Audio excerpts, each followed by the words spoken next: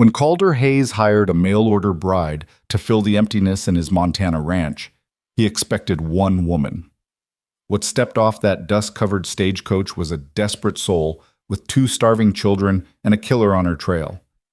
In the blistering summer heat, he had one choice: turn them away to certain death or shelter 3 strangers whose secrets could cost him everything.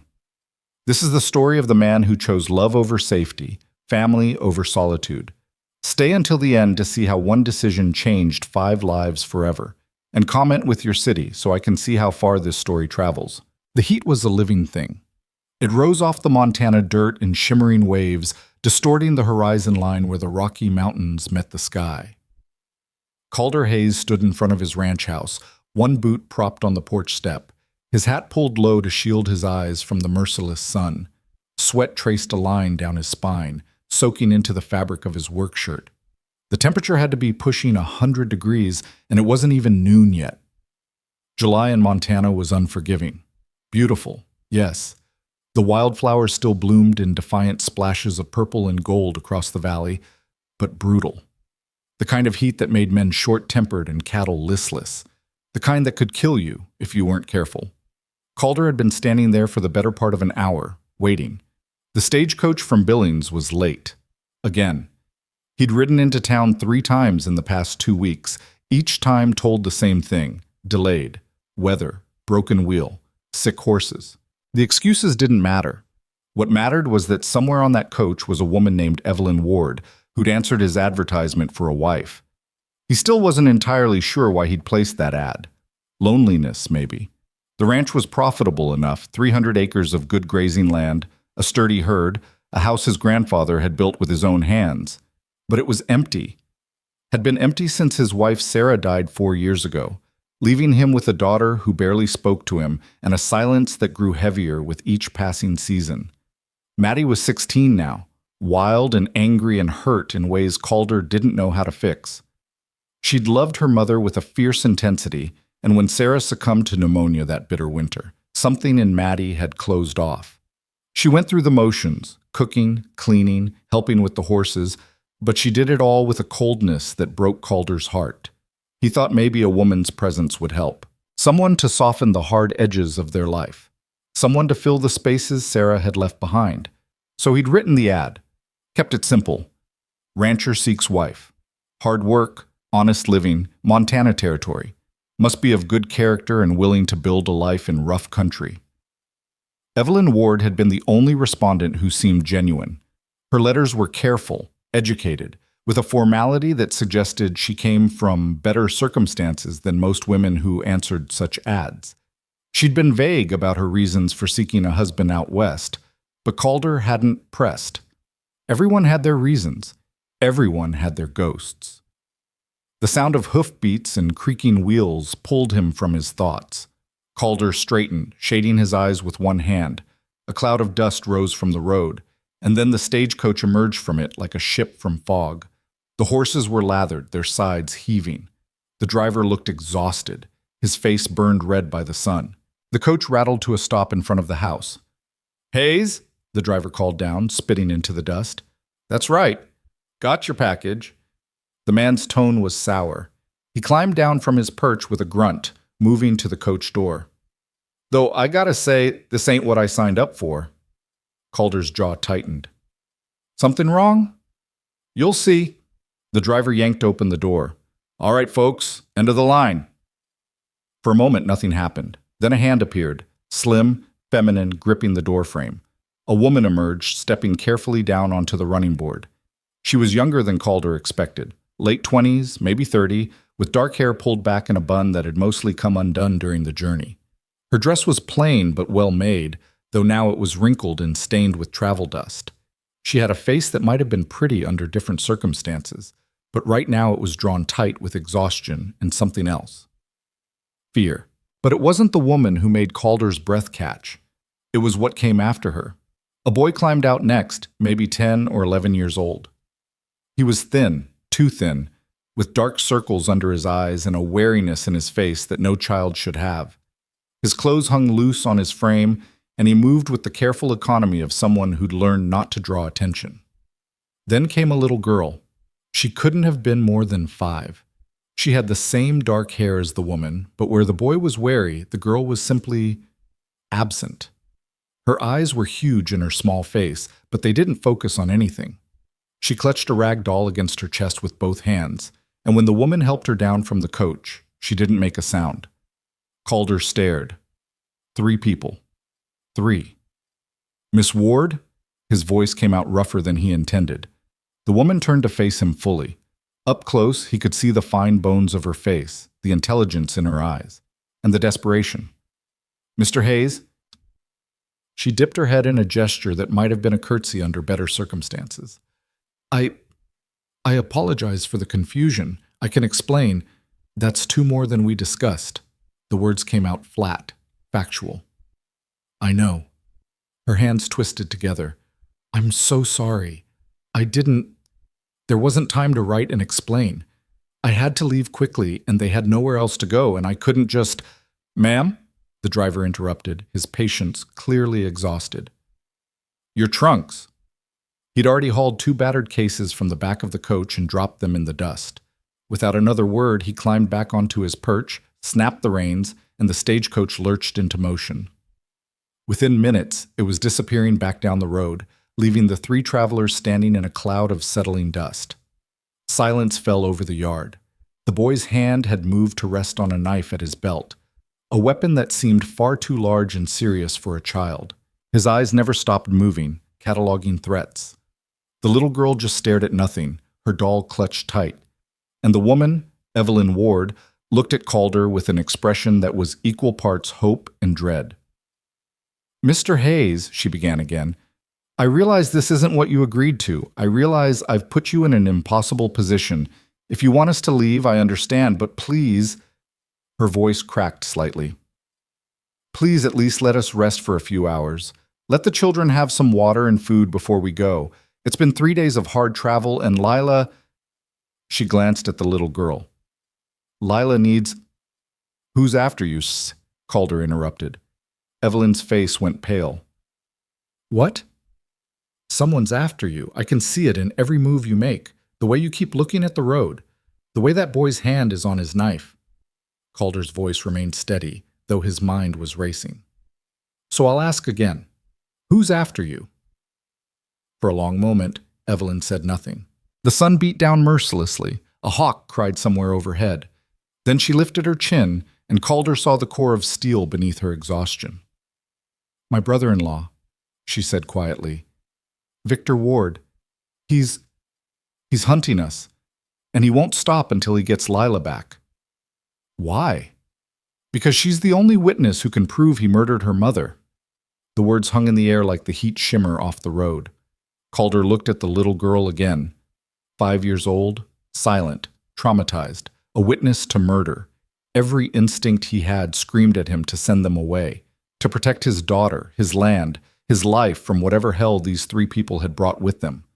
He'd wanted a simple solution to his loneliness, not a catastrophe. Not a killer on his doorstep, not 2 broken children and a desperate woman. But then he looked at Evelyn's face, the way she stood between the children and him, like a shield despite having no power to protect them. The way the boy's thin shoulders were set in a rigid line, ready to fight even though he had no chance of winning. The way the little girl didn't even seem to know where she was anymore. And he thought of Maddie, who'd lost her mother, who knew what it meant to have your world ripped apart. Inside, he said finally. All of you, before this heat kills you. Evelyn's eyes widened. Mr. Hayes, I don't think you understand. I understand plenty.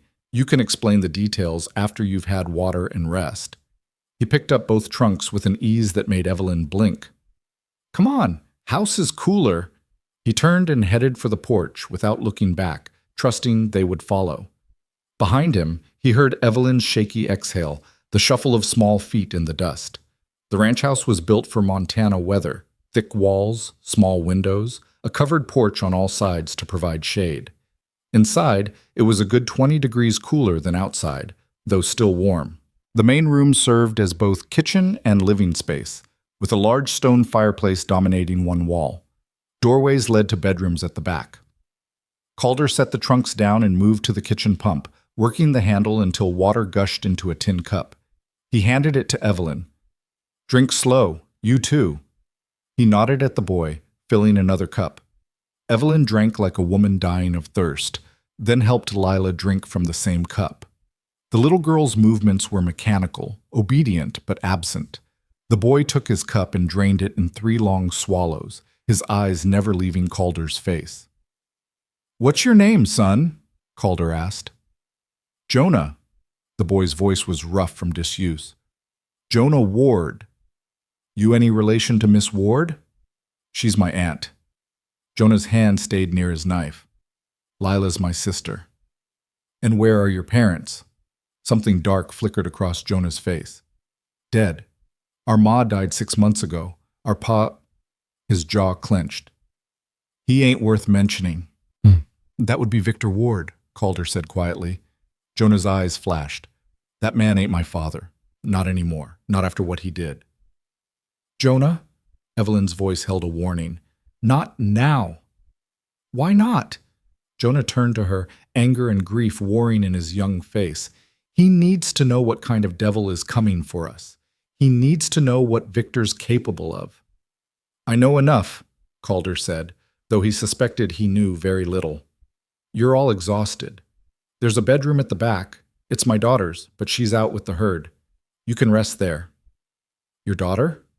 Evelyn set down her cup carefully. "Mr. Hayes, I don't want to impose on your family any more than I already have." Little late for that. But Calder's tone wasn't unkind. "Come on, let's get you settled." He led them through the house to Maddie's room. It was sparse but clean, a bed, a dresser, a window that looked out over the valley. Maddie had taken most of her things with her when she'd ridden out at dawn, planning to stay with the herd for a few days. "It's small," Calder said, "but it's cool and private." Evelyn looked at the single bed, then at the 2 children. "We can't take your daughter's room." "You can and you will. She won't be back until tomorrow night at earliest." He paused in the doorway. "Rest. We'll talk when you're ready." He started to leave, but Evelyn's voice stopped him. "Mr. Hayes." She stood very straight, despite the exhaustion that lined her face. "Thank you. I know you have no reason to help us. I know we're not what you bargained for, but thank you for not turning us away." Calder looked at her, really looked at her. Beneath the travel dust and exhaustion, he saw a woman who'd been pushed to her absolute limit and kept going anyway. A woman who'd crossed territories with 2 children, knowing a killer was hunting them. A woman who'd answered a stranger's advertisement for marriage because it was the only door left open. "Get some rest, Miss Ward," he said finally. "We'll figure out the rest later." He closed the door and stood in the hallway for a moment, listening to the soft sounds of Evelyn helping the children remove their shoes, her low voice murmuring comfort. What the hell had he just agreed to? Calder moved back to the main room and sank into a chair at the kitchen table. Through the window, he could see the sun blazing down on his land, the pastures, the barn, the mountains rising in the distance. His land, his life. Simple and hard, and his. And now 3 strangers with a killer on their trail. He should send them away. The smart thing, the safe thing, would be to give them some supplies, point them toward the next town, and let them be someone else's problem. He had Maddie to think about, the ranch, his own life. But even as he thought it, he knew he wouldn't do it. Maybe it was because he'd seen too much death already. Sarah dying slowly, fever burning through her while he held her hand and couldn't do a damn thing to help. His own parents gone to illness and accident. He'd buried enough people. Or maybe it was simpler than that. Maybe it was the look in that little girl's eyes, the way she'd seen something so terrible it had stolen her voice. Maybe it was the boy's thin frame and warrior's stance. Maybe it was Evelyn's desperate courage. Or maybe he was just tired of being alone. The sound of a horse approaching pulled him from his thoughts. Calder moved to the window and felt his stomach tighten. Sheriff Alden Pierce was riding up the drive. Calder stepped out onto the porch, closing the door firmly behind him. Pierce was a good man, honest and fair, but he was also thorough. If he'd come all the way out from town, something was wrong. "Alden," Calder greeted him as the sheriff dismounted. "This is a surprise." Pierce was in his 50s, weathered by decades of frontier justice. He had kind eyes, but a lawman's instincts. He tied his horse to the porch rail and climbed the steps, removing his hat to wipe sweat from his brow. "Calder, sorry to drop in unexpected like this." He glanced at the trunk still sitting near the door. "Your mail-order bride arrive?" So the whole town knew. Of course they did. Nothing stayed secret in Montana territory. "She did," Calder said carefully. "Just an hour ago." "Traveling alone?" There it was. The question that mattered. Calder met Pierce's eyes steadily. "Why do you ask?" The sheriff sighed, pulling a folded paper from his vest pocket. "Because I got a telegram this morning from a U.S. Marshal named Victor Ward. Says his sister-in-law kidnapped his children and fled west. Says he's got legal custody and a warrant for her arrest." Calder's blood ran cold, but his expression didn't change. "That so?" "Says she's dangerous, unstable, that she took the children after his wife died, claimed he was unfit, and ran when the court said otherwise." Pierce unfolded the telegram, reading from it. 2 children, boy about 10, girl about 5. Woman's name is Evelyn Ward. "And you came to check if she's here." "I came because the stage driver reported dropping off 1 woman and 2 children at the Hayes Ranch about 2 hours ago." Pierce's voice was gentle but firm. "I came because I need to know if those children are safe, Calder. If there's a custody order, I have to enforce it. Even if the man requesting it is a murderer." The word hung between them. Pierce's expression tightened. "That's a serious accusation." "It's a serious situation." Calder kept his voice level. "Before you enforce anything, Alden, I'm asking you to hear the full story, not just what some telegram says. The whole truth." "Is she here?" "She's resting. They all are. They've been traveling for days in this heat. I need to speak with her, Calder." "You will. Just give her a few hours. She's not running anywhere. Neither are the children. You have my word." Pierce studied him for a long moment. They'd known each other for 15 years, had ridden together during the range wars, shared whiskey after Sarah's funeral. Trust ran deep between them. "Few hours," Pierce said finally. "Then I need statements. And if there's a custody order, Calder, I have to follow it. You understand that?" "I understand you're a man of the law. I'm just asking you to be a man of justice first." Pierce nodded slowly, settling his hat back on his head. "I'll be back at sundown. Have her ready to talk." He rode away, leaving Calder standing on the porch with dread settling in his gut like lead. Inside the house, he found Evelyn standing in the hallway. She'd heard everything. "He's coming back," she whispered, her face ashen. "He's going to take them." "Not if we can prove Victor's guilty." Calder moved toward her. "In your letters, you said you were a teacher. That means you can read and write, think clearly under pressure. So, here's what I need to know. What evidence do you have?" Evelyn's hands trembled. "Evidence?" "That Victor killed your sister, that he's unfit to have custody, anything that would stand up in a court or convince a sheriff." I have my testimony. Jonah's testimony. Lila saw it happen, but she can't speak. She hasn't spoken since—" Her voice broke. "Victor is a U.S. Marshal. He has authority, connections, legal documents. What do I have? The word of a woman and 2 children against a decorated lawman? Then we need more than words." Calder's mind raced.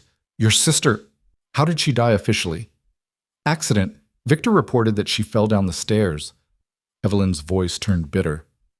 "But she had bruises, Calder. Old ones and new ones. I'd seen them before, tried to get her to leave, but she was afraid.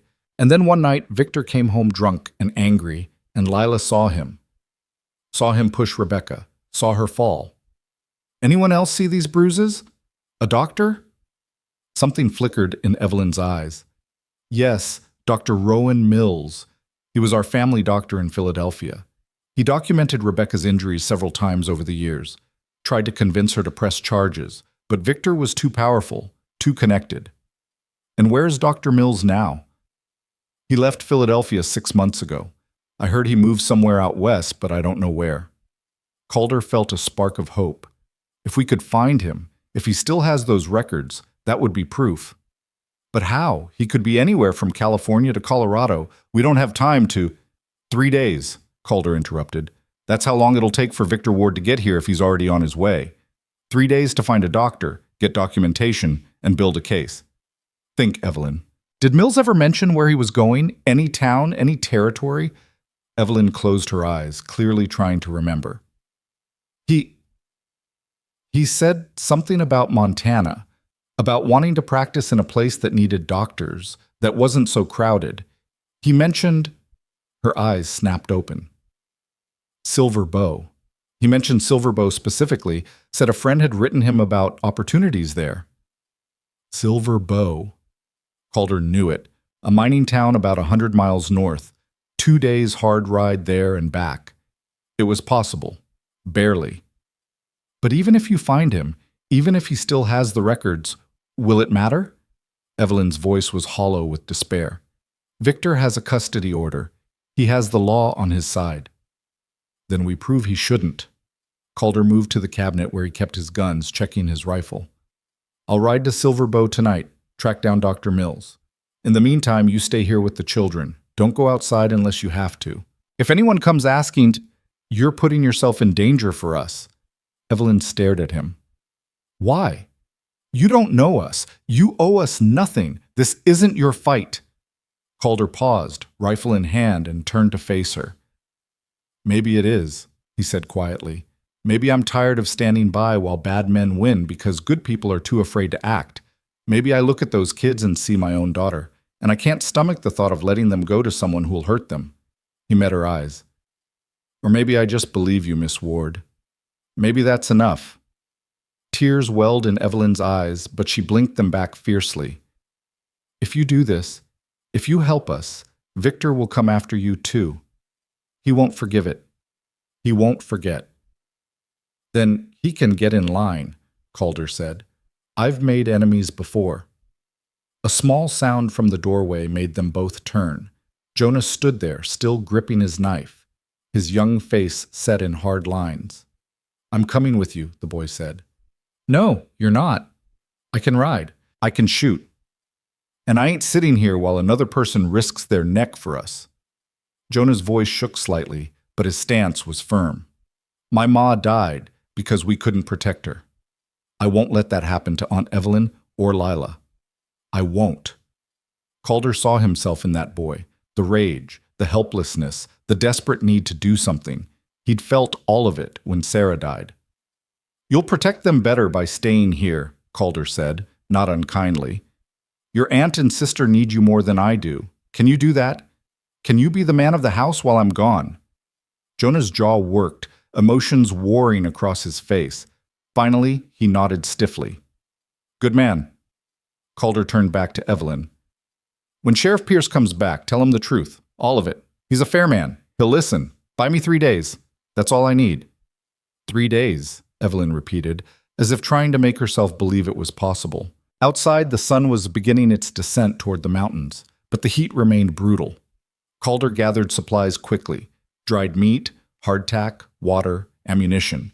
He saddled his best horse, a rangy gelding named Smoke, who could cover ground fast and had stamina to spare. As he worked, Evelyn watched from the porch. The evening light softened her features, made her look younger, vulnerable. But her spine was straight, her chin lifted. Mr. Hayes, she called as he finished tightening the cinch. When I answered your advertisement, I thought I was coming to be a wife, to keep house and bear children and live a quiet life. I never imagined that you'd bring a war to my doorstep, Calder finished, swinging into the saddle. Neither did I, Miss Ward, but wars find us whether we want them or not. The only choice is how we fight them. He nudged Smoke into a trot, then a canter, heading north toward Silver Bow and whatever hope it might hold. Behind him, the Hayes Ranch grew smaller. His home, now sheltering 3 strangers whose fate had become tangled with his own. The sun beat down mercilessly as he rode, heat waves shimmering off the earth. But Calder barely noticed. His mind was racing ahead, planning, calculating odds. 3 days to find a doctor, 3 days to get proof, 3 days to stop a killer who wore a badge. It should have been impossible. But as the mountains rose before him, stark and beautiful in the harsh light, Calder felt something he hadn't felt in years. Purpose. For 4 years he'd been drifting, going through motions, surviving but not living. Now suddenly he had a reason to fight, not just for strangers but for something larger, for justice, for the kind of world he wanted his daughter to inherit. He pushed Smoke harder, and the horse responded, hooves pounding against the dry earth as they raced towards Silver Bow. Behind him, the sun sank lower, painting the sky in shades of fire and blood. Back at the ranch, Evelyn stood on the porch until Calder disappeared from view. Then she turned and went inside, where Jonah waited with his knife and Lila sat silent with her doll. "He's really going to help us?" Jonah asked, disbelief and hope mixing in his voice. "He's going to try," Evelyn said quietly. She knelt before Lila, smoothing the little girl's hair gently. "We're going to be okay, sweet girl. I promise. We're going to be okay." Lila didn't respond, didn't even blink, but her small hand reached out and gripped Evelyn's fingers, holding on tight. It was the first time she'd reached for anything since the night her mother died. The first night passed in uneasy silence. Evelyn had expected sleep to be impossible, but exhaustion claimed her the moment she lay down beside the children. She woke once in the darkness to find Jonah sitting upright against the wall, knife across his lap, keeping watch. She tried to convince him to rest, but he'd just shaken his head, eyes fixed on the door. So she'd let him be, understanding that some wounds ran too deep for comfort. When dawn broke, painting the Montana sky in shades of coral and gold, the heat was already building. Evelyn rose quietly, leaving the children sleeping, and ventured into the main room. The house was still, but she could hear sounds from outside. Animals stirring, the distant lowing of cattle.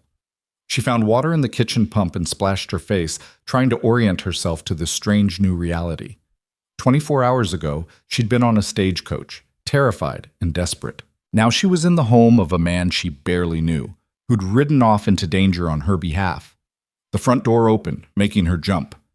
A girl stood in the doorway, silhouetted against the morning light. She was tall and lean, with sun-bleached brown hair pulled back in a practical braid. Her clothes were dusty from riding, worn trousers, a man's shirt, boots caked with dried mud.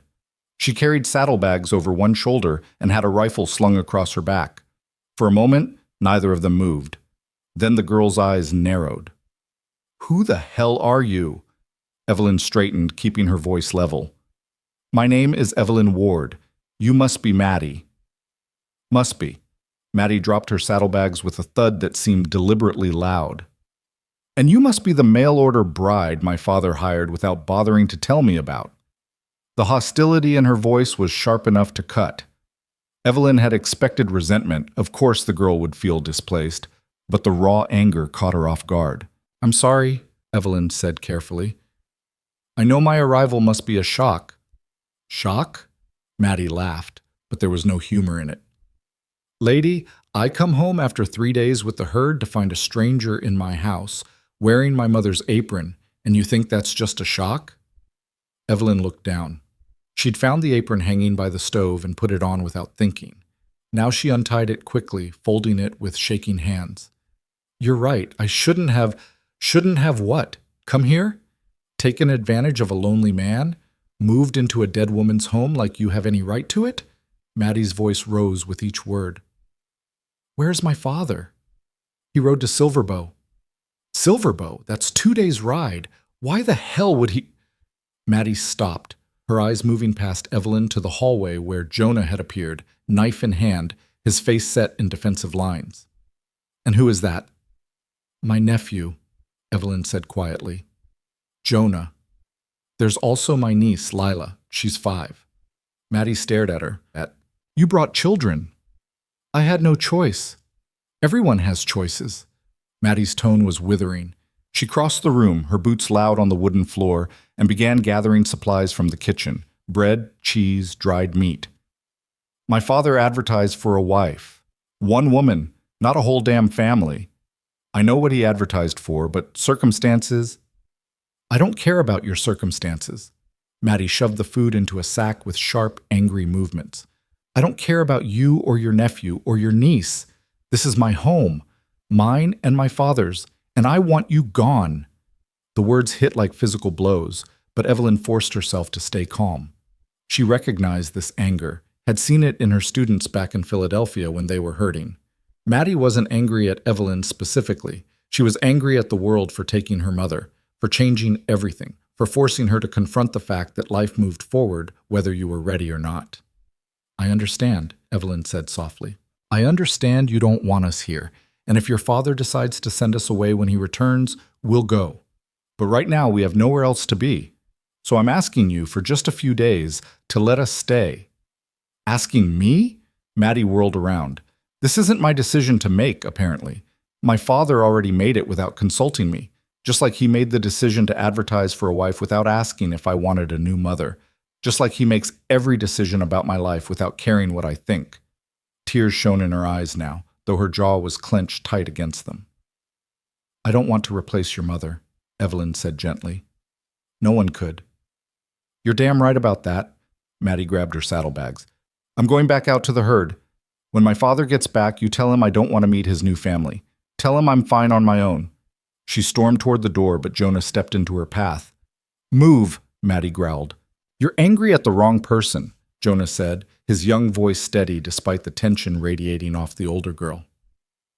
"Your pa didn't ask for us to show up. We're the ones who complicated his life. But he chose to help anyway. Maybe instead of being mad at him, you could try being grateful you got a father who gives a damn." Maddie's hand moved fast, faster than Evelyn could track, and suddenly Jonah was shoved back against the wall, Maddie's forearm pressed across his throat. "Don't you dare," she hissed, her face inches from his. "Don't you dare tell me how to feel about my father. You don't know anything about us, about what we've been through." "I know what it's like to lose a mother." Jonah's voice was strained but defiant. "I know what it's like to watch someone you love die while you stand there helpless. So yeah, I do know. And I also know that pushing away the people trying to help you is a good way to end up alone." For a long moment, they stayed frozen, Maddie pressing Jonah against the wall, Jonah refusing to break eye contact. Then Maddie released him abruptly and stepped back, her chest heaving. 3 days, she said, not looking at Evelyn. "You get 3 days. After that, I want you gone." She left, slamming the door hard enough to rattle the windows. Evelyn released a breath she hadn't known she was holding. "Are you all right?" Jonah rubbed his throat, nodding. "She's scared." "Scared?" "Yeah. Under all that anger, she's terrified. Terrified of losing her father the way she lost her mother. Terrified that if she lets herself care about anyone new, they'll leave too." He looked at Evelyn with eyes that seemed far too old for his age. "I recognize it because I feel the same way." Before Evelyn could respond, a small voice came from the hallway. "Evie?" They both turned. Lila stood in her nightdress, clutching her doll, her huge eyes full of confusion and fear.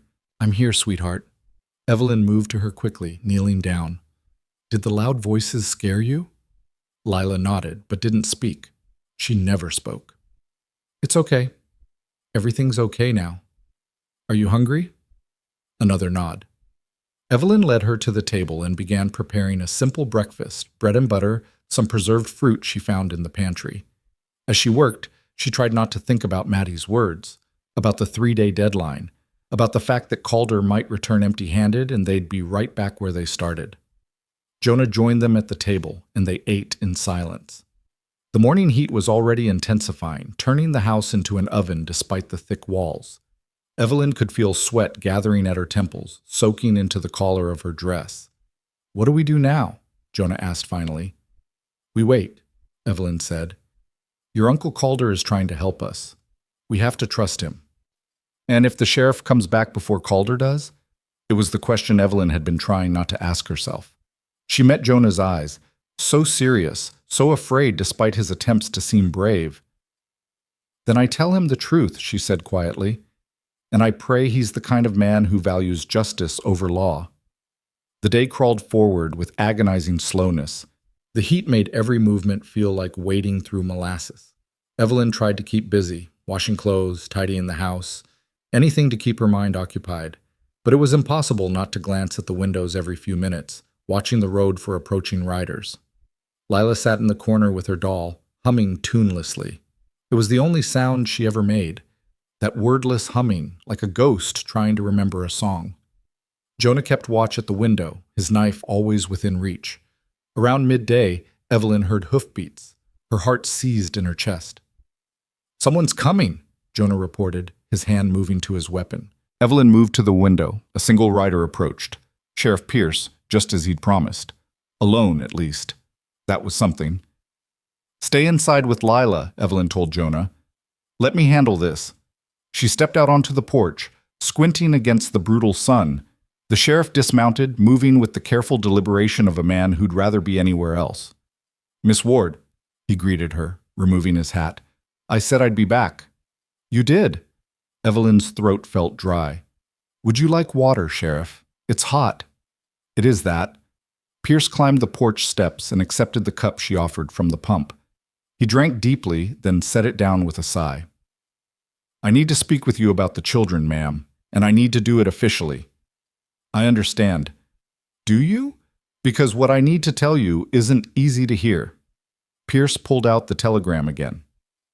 "Victor Ward has legal custody of those children, Miss Ward, granted by a judge in Philadelphia after his wife's death. The court determined he was fit to parent, and you had no legal right to take them." The court didn't know the truth. "And what truth is that?" Evelyn took a breath, steadying herself. This was it. The moment to convince him or lose everything. "The truth is that Victor Ward murdered my sister," she said clearly. "He beat her for years. I saw the bruises. I begged her to leave him, but she was afraid of what he'd do, afraid he'd take the children. And then 6 months ago, he came home drunk and pushed her down the stairs. His own daughter watched it happen." Pierce's expression didn't change. "That's a serious accusation, ma'am." "It's the truth." "Can you prove it?" "Not yet. But Mr. Hayes is searching for a doctor who documented my sister's injuries. If he can find him, if he can bring back medical records, that would be proof." "And if he can't?" Evelyn's hands trembled. "Then I'm asking you to believe me anyway. I'm asking you to look at those children and see what I see. 2 kids who've already lost their mother. Don't send them back to the man who killed her." Pierce was quiet for a long moment, studying her face. When he spoke again, his voice was gentler. "I've been a lawman for 23 years, Miss Ward. I've learned to spot liars pretty well. And I don't think you're lying, but the law doesn't work on intuition. It works on evidence. Without proof, I have to honor that custody order. How much time do I have?" "Victor Ward sent that telegram yesterday. If he caught a train east to Chicago, then another west, he could be in Billings by tomorrow night, here the day after." Pierce replaced his hat. 2 days, maybe 3 if we're lucky. After that, I have no choice." 3 days, Evelyn repeated, her voice barely above a whisper. "Mr. Hayes said he needed 3 days. Then you better pray he finds what he's looking for." Pierce moved toward his horse, then paused. "Miss Ward, if what you're saying is true, if Victor Ward really did kill his wife, then he's a dangerous man. You need to be prepared for that. Prepared for what he might do when he gets here." "I know what he's capable of, Sheriff. That's why I ran." Pierce nodded grimly and mounted his horse. "I'll stall as long as I can, but 3 days is all I can give you." He rode away, leaving Evelyn standing alone on the porch, the sun beating down mercilessly. Inside, Jonah waited with wild eyes. What did he say? "We have 3 days, maybe less." Evelyn sank into a chair, suddenly exhausted. "After that, if your Uncle Calder doesn't return with proof, the sheriff has to enforce the custody order. Then we run again." Jonah's voice was hard. "We take Lila and we run." "Where?" "Victor will find us, Jonah. He always finds us. He's a U.S. Marshal. He has resources, connections, authority. We can't keep running forever." "Then what do we do?" The desperation in Jonah's voice broke her heart. "What do we do, Aunt Evelyn?" "We trust Mr. Hayes," she said, trying to sound more confident than she felt. "And we prepare." "Prepare for what?" "For whatever comes." That evening, as the sun finally began its descent and the temperature dropped from unbearable to merely oppressive, Evelyn heard the front door open again. She tensed, but it was only Maddie returning from wherever she'd spent the day. The girl looked exhausted, her face sunburned, her clothes soaked with sweat. She moved through the main room without speaking, heading for her bedroom, then stopped when she saw Evelyn and the children sitting at the table for dinner. "That's my room," Maddie said flatly. "I know. We can sleep in the barn if..." It's fine, Maddie cut her off. Keep it. I'll take my father's room. She grabbed some bread and cheese and disappeared into Calder's bedroom, closing the door firmly. Evelyn looked at Jonah, who shrugged. Still scared, he said quietly. The next day passed in similar fashion, heat and tension and waiting. Maddie avoided them, though Evelyn caught her watching Lila once or twice with an expression that might have been curiosity beneath the resentment. Jonah spent hours outside, despite the heat, practicing with his knife, doing drills that looked military in their precision. When Evelyn asked where he'd learned such things, he'd just said, "Victor taught me," before he became a monster. Lila hummed her wordless songs and clung to Evelyn's skirts, flinching at every loud sound. And Evelyn counted the hours, watching the road, praying for a rider who didn't come. On the second night, she woke to find Maddie sitting on the porch in the darkness. The girl had her rifle across her lap, staring out at the moonlit valley. Evelyn stepped outside quietly. "Couldn't sleep?" "Someone needs to keep watch," Maddie said, without looking at her. "My father's gone. That leaves me." "Jonah's been watching too." "That kid?" Maddie's tone was scornful. "He's 10 years old." "He's 11. And he's killed a man." That got Maddie's attention. Her head whipped around. "What?" Evelyn sat down on the porch steps, far enough away to not crowd the girl, but close enough to talk. "When we were fleeing Philadelphia. Victor sent men after us, bounty hunters, I think. They caught up to us in Kansas. One of them tried to take Lila, and Jonah—" She closed her eyes. "He stabbed him. Right through the ribs. The man died on the spot." Maddie was silent for a long moment. "And the kid's okay with that?" "No, he has nightmares. I hear him crying sometimes when he thinks I'm asleep, but he did what he had to do to protect his sister." Evelyn looked at Maddie directly. "The same way you'd do anything to protect your father." "That's different." "Is it? You're both children forced to become warriors because the adults in your life couldn't keep you safe." "I'm not a child," Maddie snapped. "I'm 16. "Exactly. You should be worrying about dances and boys and what dress to wear to church. Instead, you're sitting here with a rifle, keeping watch against threats you can't even see yet." Evelyn's voice softened. "I'm sorry, Maddie. I'm sorry my presence here has forced you into this position. I'm sorry your father felt he needed to find a wife. I'm sorry your mother died and left you alone." "Don't." Maddie's voice cracked. "Don't talk about my mother." "Why not? She was your mother. You're allowed to grieve her. You're allowed to be angry that she's gone." "I'm not angry. Maddie stopped, her jaw clenching. "It doesn't matter. It matters to your father. It matters that you're hurting and he doesn't know how to help you." "He doesn't need to help me. I'm fine." "You're not fine. Neither is he." "Neither am I, for that matter." Evelyn leaned back against the porch post. "We're all just broken people trying to survive, trying to protect the ones we love. And sometimes that means accepting help from strangers." Maddie was quiet for so long that Evelyn thought the conversation was over. Then, in a voice barely above a whisper, the girl said, "My mother died 4 winters ago. Pneumonia. It came on fast. One day she was coughing. 3 days later she was burning with fever. And by the end of the week—" She swallowed hard.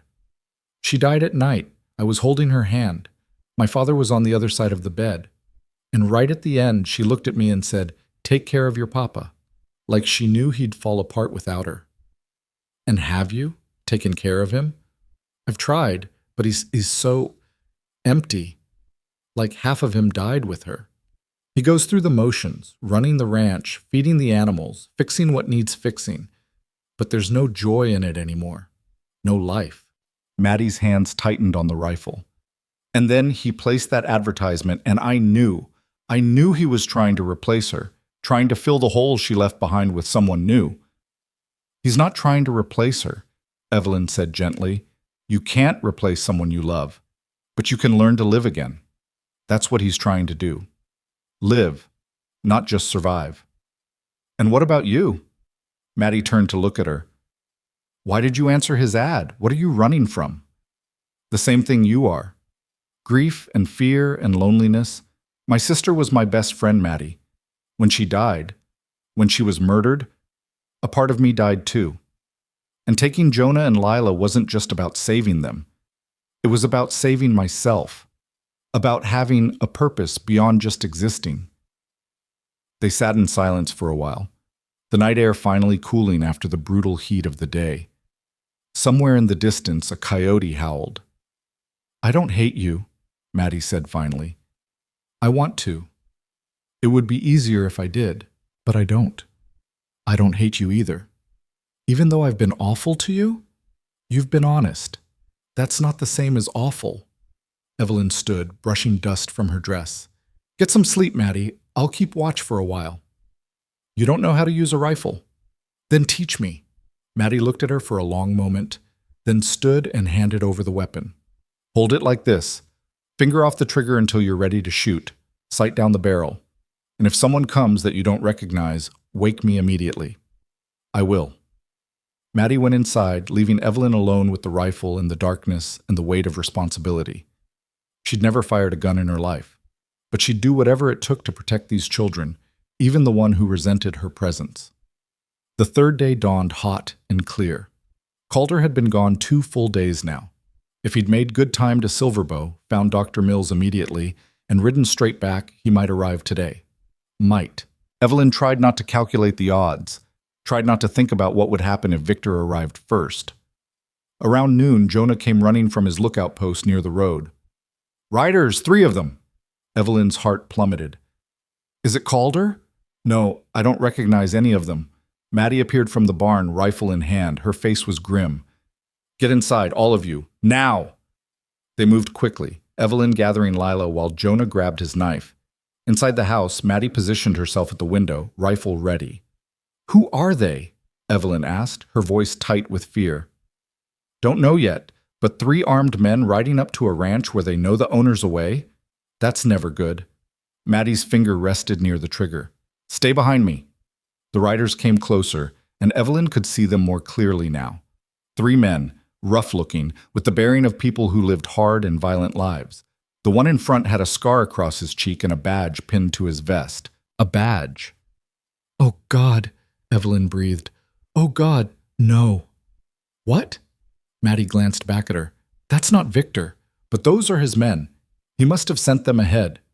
The riders stopped in front of the house. The scarred man dismounted, his hand resting casually on his pistol. "Evelyn Ward," he called out. "We know you're in there. Come on out. We just want to talk." Maddie's jaw clenched. "That's a lie." "I know." Evelyn's mind raced. "They won't leave without us. Without the children." "Then they're not leaving." Maddie raised her voice, calling through the window.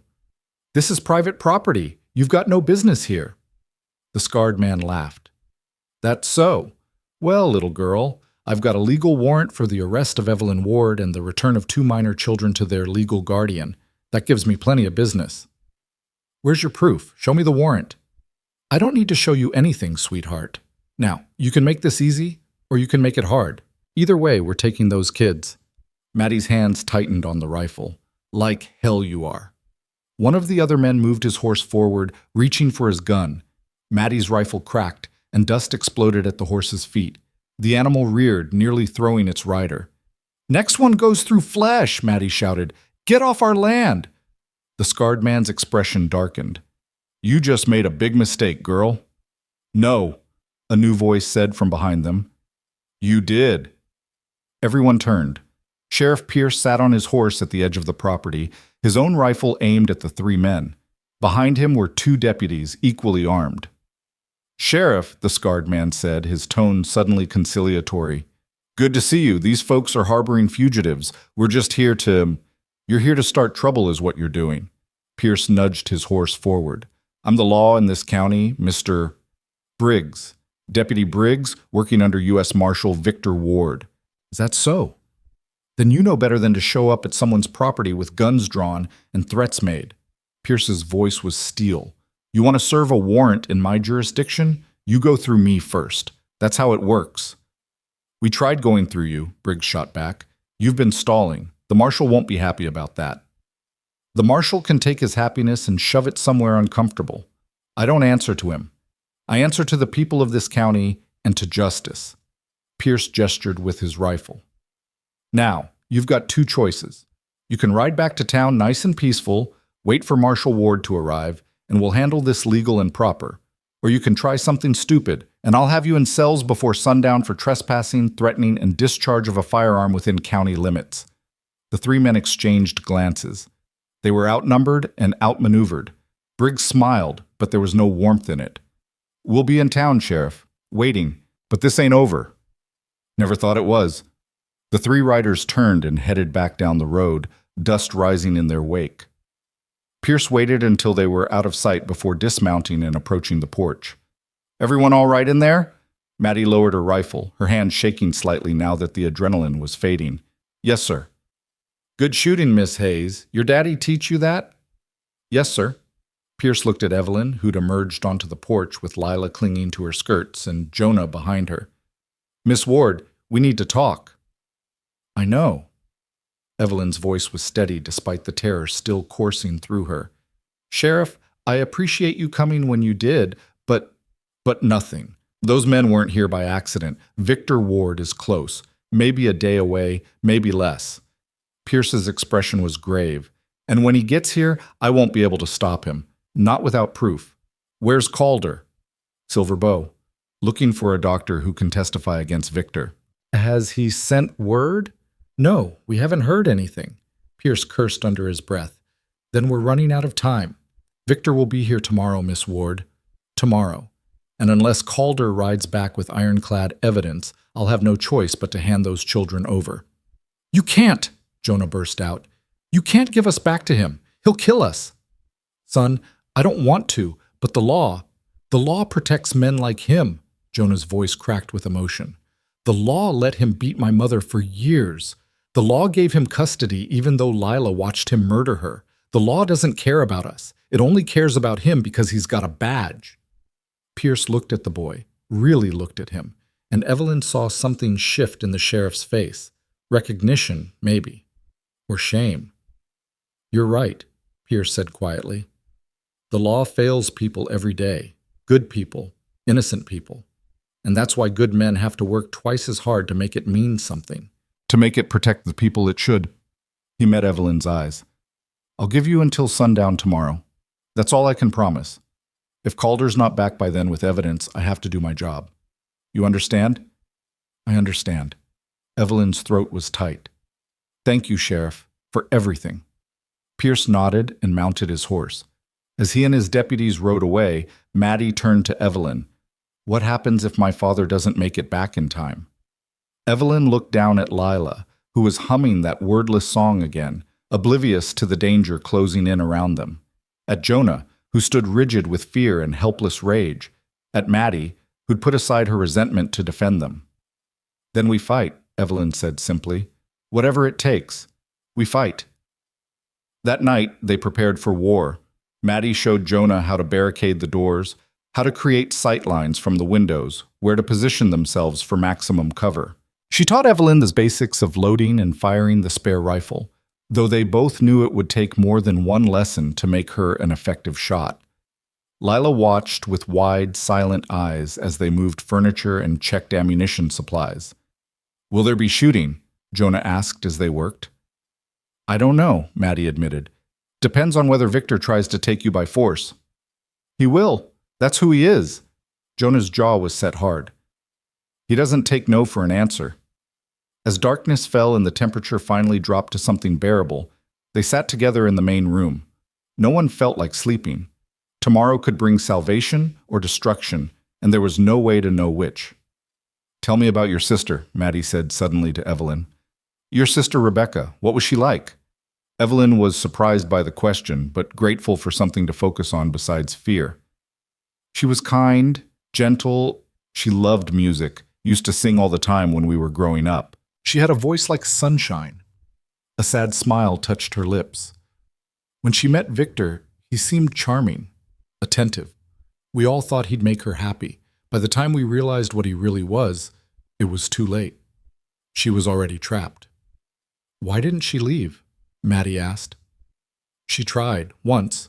Victor found her, brought her back, and Evelyn glanced at the children, choosing her words carefully. He made sure she understood the consequences of trying again. He broke her arm, Jonah said flatly. Snapped it like a twig, told everyone she fell, made Ma tell everyone she fell. And she did, because she was afraid he'd do worse next time, afraid he'd hurt Lila or me. The room fell silent.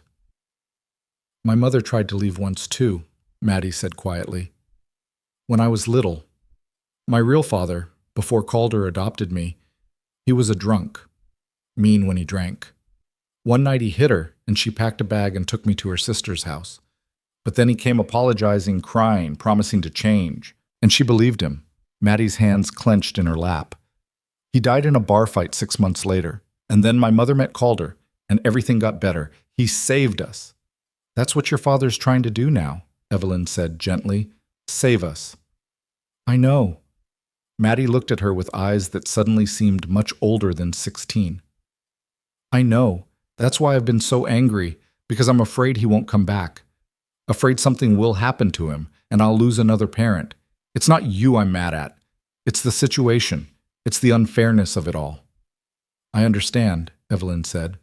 Believe me, I understand.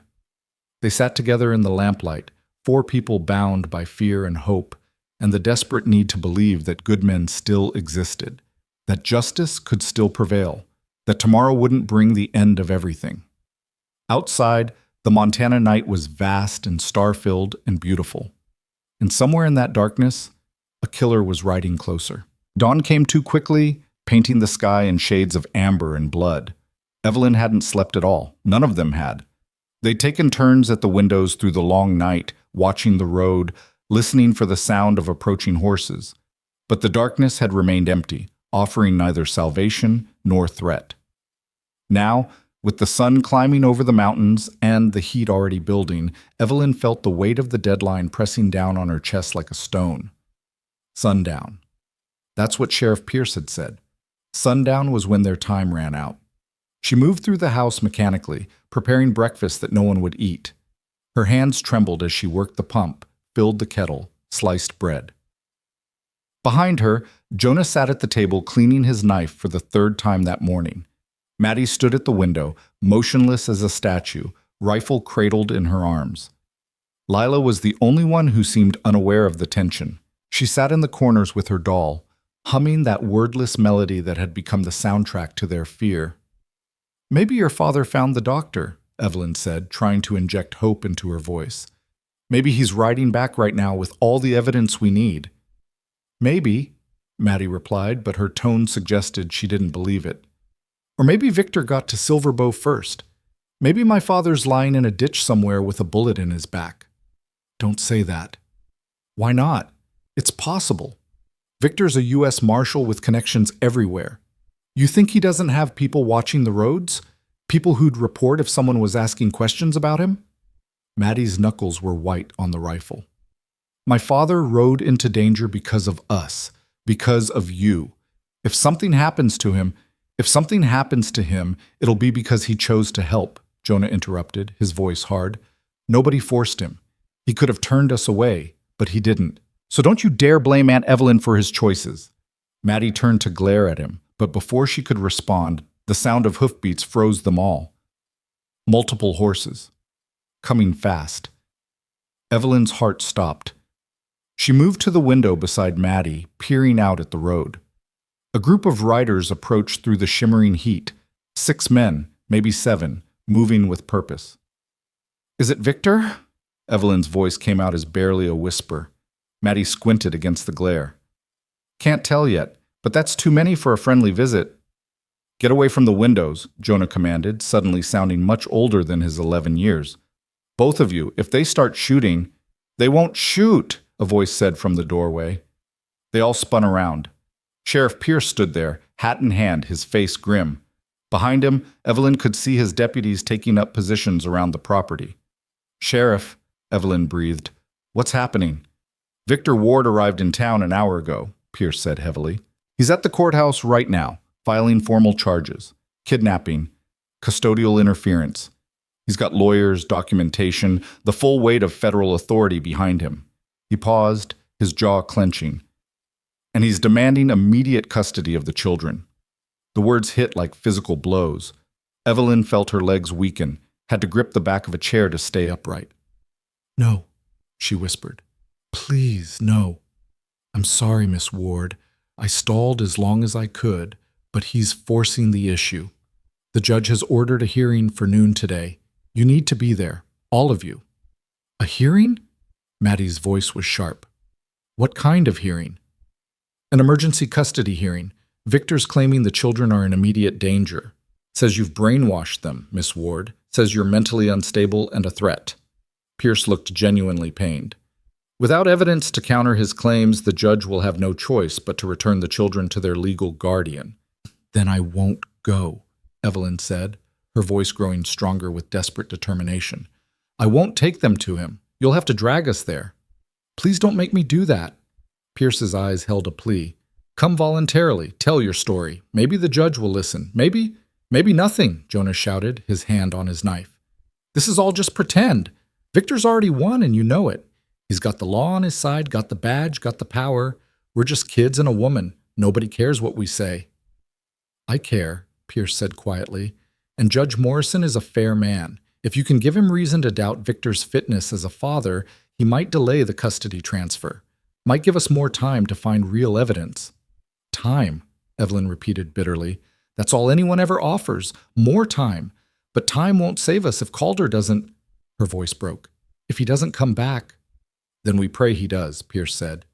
"In the meantime, you need to come to the courthouse. You need to face this head on, because if you run, if you hide, Victor wins by default. At least this way you have a chance."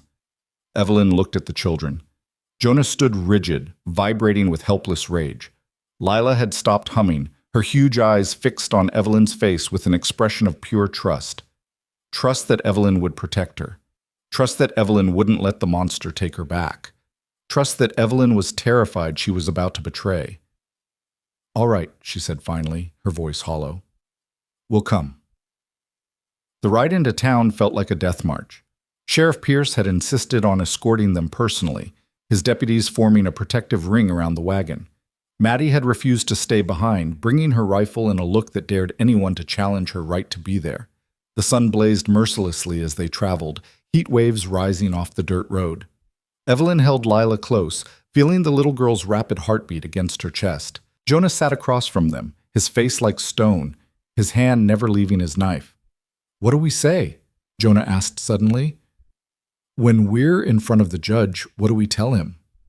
"The truth," Evelyn replied, though the word felt inadequate. "We tell him everything. About your mother's death, about Victor's violence, about why we ran. He won't believe us." "He might. We have to try." "And if trying isn't enough?" Evelyn had no answer for that. The town of Helena materialized through the heat shimmer, a collection of wooden buildings clustered around a main street, dusty and sun-bleached. The courthouse sat at the end of the street, a two-story structure that somehow managed to look both official and temporary, like everything else in Montana territory. A crowd had gathered outside. Evelyn's stomach dropped when she saw them, townspeople drawn by gossip and spectacle, curious faces turning to watch as the wagon approached. And standing on the courthouse steps, surrounded by well-dressed men who could only be lawyers, was Victor Ward. He looked exactly as Evelyn remembered, tall and handsome in a cold way, with dark hair going gray at the temples and eyes like chips of ice. He wore his marshal's badge prominently on his vest, along with an expensive suit that screamed authority and respectability. When he saw them, his mouth curved in a smile that didn't reach those frozen eyes. "Evelyn," he called out, his voice carrying across the street, "how good to see you, and my children. Jonah, Lila, come here to your father." "You're not our father," Jonah shouted back, his young voice cracking with emotion. "You're a murderer," the crowd murmured. Victor's smile never wavered, but Evelyn saw his jaw tighten fractionally. "You see?" he said to the men around him, his tone sorrowful. "You see what she's done to them? Poisoned their minds against me. Turned my own children into strangers. That's a lie." Evelyn climbed down from the wagon, her legs shaking but her voice steady. "You know it's a lie, Victor. You know exactly why we left. You know what you did." "What I did?" Victor descended the steps slowly, deliberately, like a predator approaching wounded prey. "What I did was lose my beloved wife to a tragic accident. What I did was grieve while trying to care for two traumatized children. What I did was trust you, my wife's sister, to help me through the darkest time of my life." He stopped a few feet away, and now his voice turned hard. "And what did you do, Evelyn? You stole my children. You filled their heads with lies. You ran across the country like a thief in the night. I saved them from you." "From me?" Victor laughed, and several people in the crowd laughed with him. "I'm a decorated U.S. Marshal. I've served this country for 15 years. I have commendations, references from senators and judges. What do you have? A history of mental instability, A pattern of wild accusations. The desperate fantasies of a spinster who wanted children of her own so badly she convinced herself I was a monster." "You are a monster," Jonah said, stepping forward. His hand was on his knife, and for a moment Evelyn feared he would draw it. "You killed my mother. I know it. Lila knows it. We saw what you really are." Victor's expression shifted, and suddenly the mask slipped just enough for Evelyn to see the rage beneath. "Boy, you will show respect. All right, that's enough." Judge Morrison appeared in the courthouse doorway, a stout man in his 60s with a no-nonsense demeanor. "This is a court of law, not a circus. Everyone inside, now." The courtroom was small and stifling, with wooden benches and windows that let in light but no breeze. Judge Morrison took his seat behind a worn desk that served as a bench, while Victor and his lawyers arranged themselves on one side of the room. Evelyn and the children sat on the other side, with Sheriff Pierce standing behind them like a silent guardian. Maddie had been stopped at the door by one of the deputies, her rifle confiscated. She sat in the back row, arms crossed, glaring at Victor with undisguised hatred. "This hearing," Judge Morrison began, pulling out a pair of spectacles and settling them on his nose, "is to determine the immediate custody of two minor children, Jonah Ward, age 11, and Lila Ward, age 5. Their father, U.S. Marshal Victor Ward, has filed for emergency custody, claiming the children were unlawfully removed from his care by their aunt, Miss Evelyn Ward." He looked up. "Is that an accurate summary?" "It is, Your Honor," one of Victor's lawyers said, standing smoothly. He was a polished man with an Eastern accent and expensive clothes. "My client is a grieving widower who has been denied access to his own children for 6 months. During that time, Miss Evelyn Ward has taken the children across multiple territories without permission, without legal authority, and without regard for their father's parental rights." "Miss Ward?" The judge turned to Evelyn. "Do you dispute these facts?" Evelyn stood on trembling legs. She had no lawyer, no prepared statement, nothing but the truth and the desperate hope that it might be enough. "I took the children because they were in danger, Your Honor," she said, her voice stronger than she felt. "Because Victor Ward murdered my sister, and I feared he would harm Jonah and Lila next." The courtroom erupted in murmurs. Judge Morrison banged his gavel. "That's a serious accusation, Miss Ward. Do you have evidence to support it?" "Lila witnessed it. She saw Victor push her mother down the stairs." "Lila is 5 years old and hasn't spoken since her mother's death," Victor's lawyer interjected smoothly. "Hardly a reliable witness, Your Honor. And Miss Ward's claim contradicts the official police report, which ruled Mrs. Ward's death an accident." "Because Victor wrote that report." Evelyn's voice rose. "He's a U.S. Marshal. He controlled the investigation. Of course he called it an accident."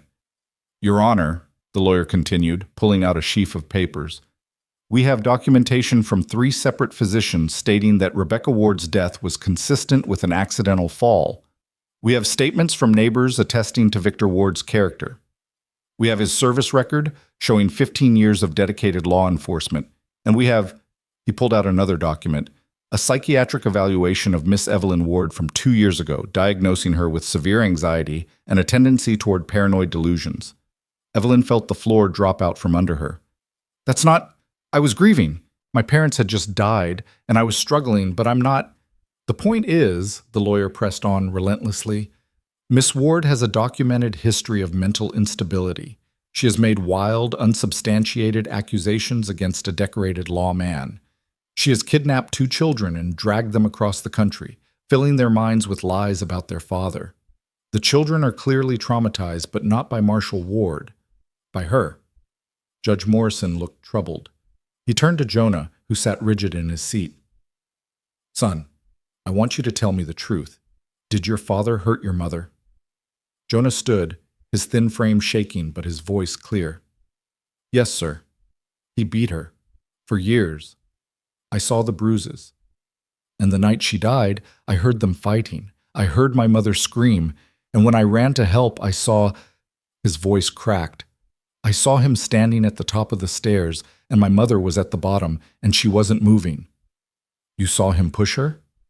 I didn't see the actual push, but he was there. He was the only one there. So you didn't actually witness the act itself, Victor's lawyer pounced. You're making an assumption based on your aunt's influence. She's convinced you that your father is guilty when in fact you have no direct evidence. I know what I saw, Jonah shouted. I know what kind of man he is. You know what a frightened, traumatized child thinks he saw, the lawyer said, his tone almost gentle now. And that's understandable. You lost your mother. You're confused, angry, looking for someone to blame. But your father loves you, Jonah. He wants to help you heal. He wants his family back. Judge Morrison turned to Lila, who sat in Evelyn's lap, clutching her doll. And the little girl? What does she say? She doesn't speak, Your Honor, Evelyn said quietly. She hasn't said a word since the night Rebecca died. The trauma, selective mutism, is a common response to grief in children, Victor's lawyer said.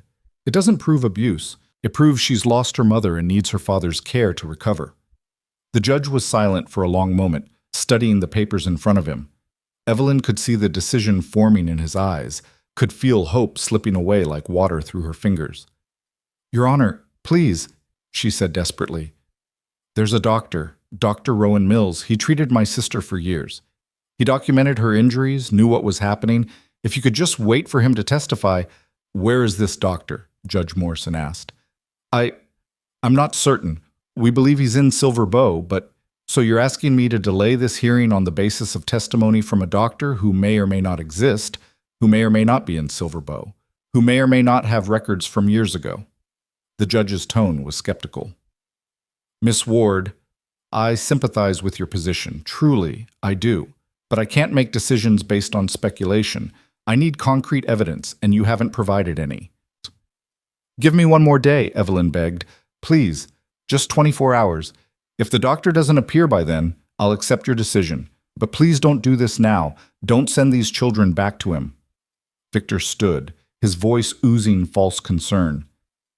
Your Honor, I understand my sister-in-law is desperate, but every day my children spend with her is another day of trauma. Another day they're told lies about their father. For their sake, I ask that you end this immediately. Let me take my children home where they belong. Judge Morrison removed his spectacles, rubbing his eyes wearily. When he spoke, his voice was heavy with reluctance. Miss Ward, I want to believe you. I truly do. But without evidence, without corroboration, without any proof beyond your word and a child's confused memories, I cannot justify keeping these children from their legal guardian. Marshall Ward has presented compelling documentation of his fitness as a parent. You have presented accusations and fears. He paused. I'm sorry.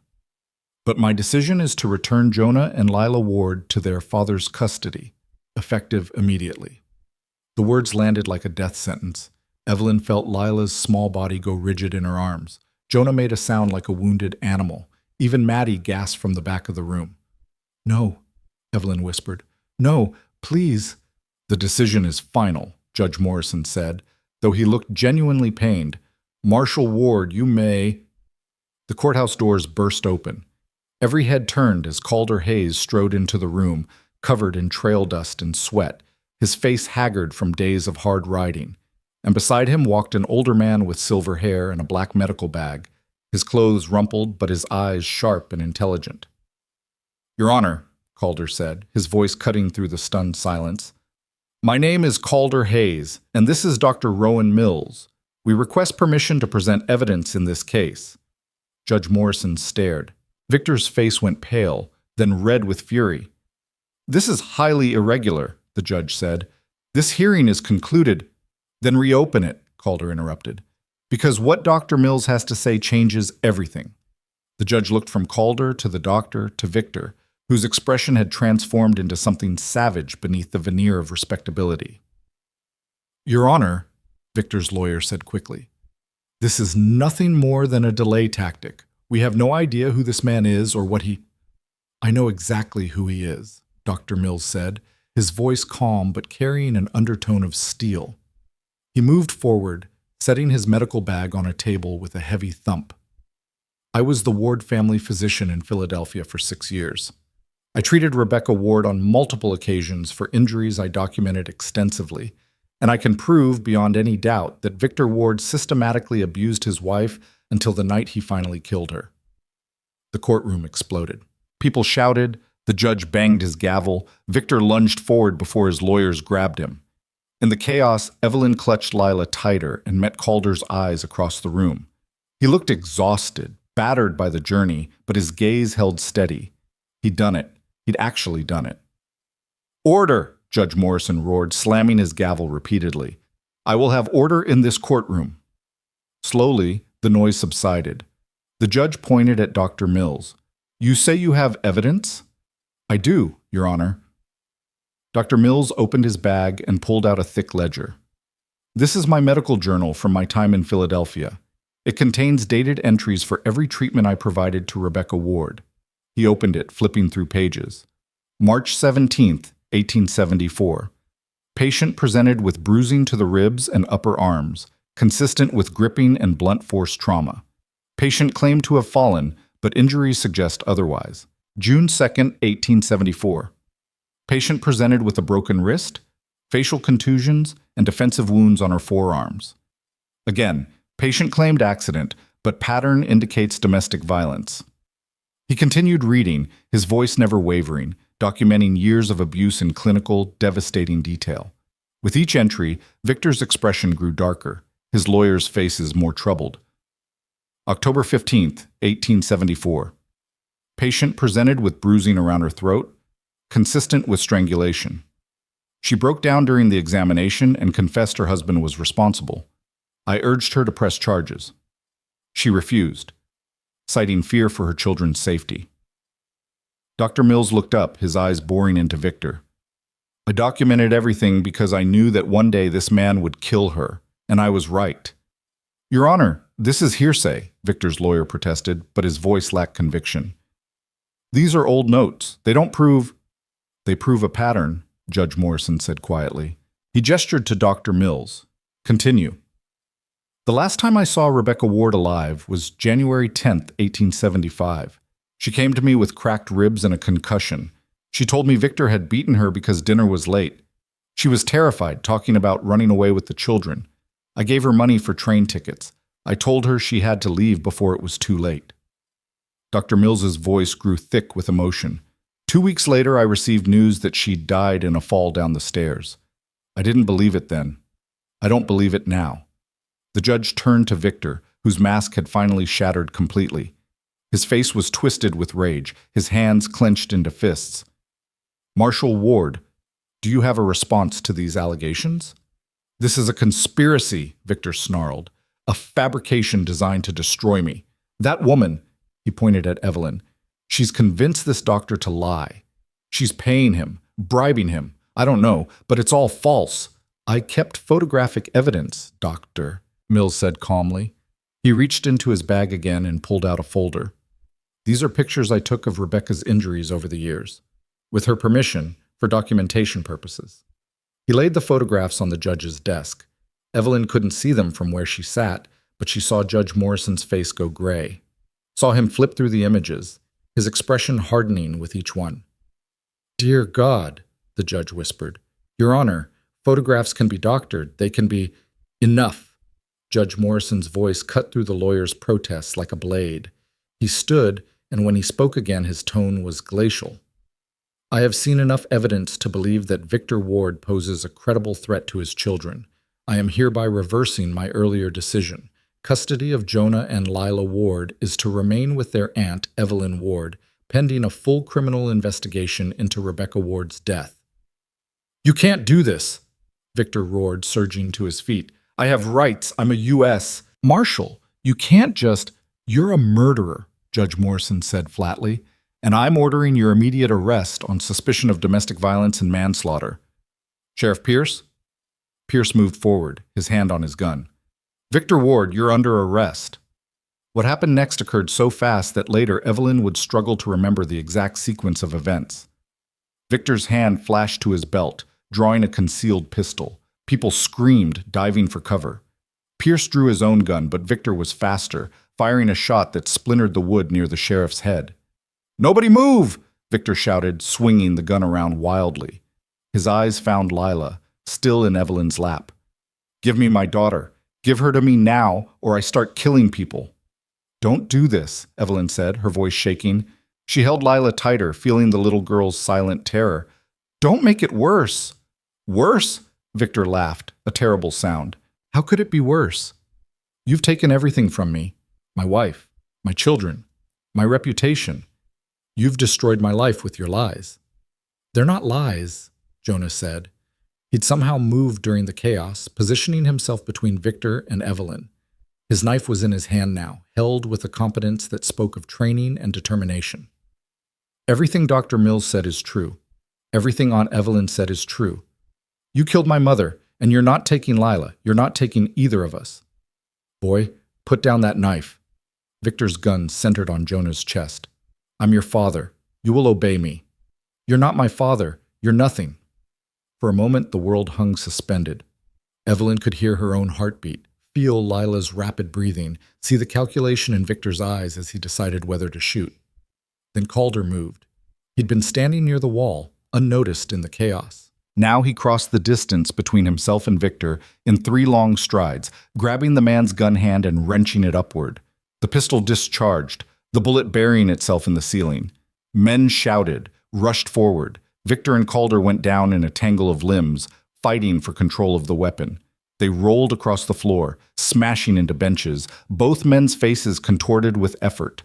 Victor was younger, trained in combat, but Calder was fueled by something stronger than training. He was protecting his family. The gun went skittering across the floor. Pierce dove for it, securing it before turning to help Calder. Together they wrestled Victor into submission, though the man fought like a wild animal, screaming obscenities and threats. You're all dead, he shrieked as Pierce snapped handcuffs on his wrists. All of you. I'll kill you. I'll find you, and I'll kill you. Shut up, Pierce said, hauling Victor to his feet. Deputies, get him out of here, and keep him away from sharp objects. They dragged Victor from the courtroom, his threats and curses echoing down the hallway until a door slammed, cutting off the sound. Silence fell, broken only by ragged breathing and the soft sound of Lila's humming. She'd started again during the fight, that wordless melody, her mind retreating to the only safe place it knew. Judge Morrison slowly sat back down, his hands shaking as he tried to restore order to his disheveled papers. Miss Ward, he said finally, I apologize. I nearly made a terrible mistake. Evelyn couldn't respond. She was shaking too hard, her arms locked around Lila, tears streaming down her face. Calder approached slowly, carefully, like someone approaching a frightened animal. His shirt was torn, blood on his lip where Victor had landed a blow, but his eyes were gentle. It's over, he said quietly. It's really over.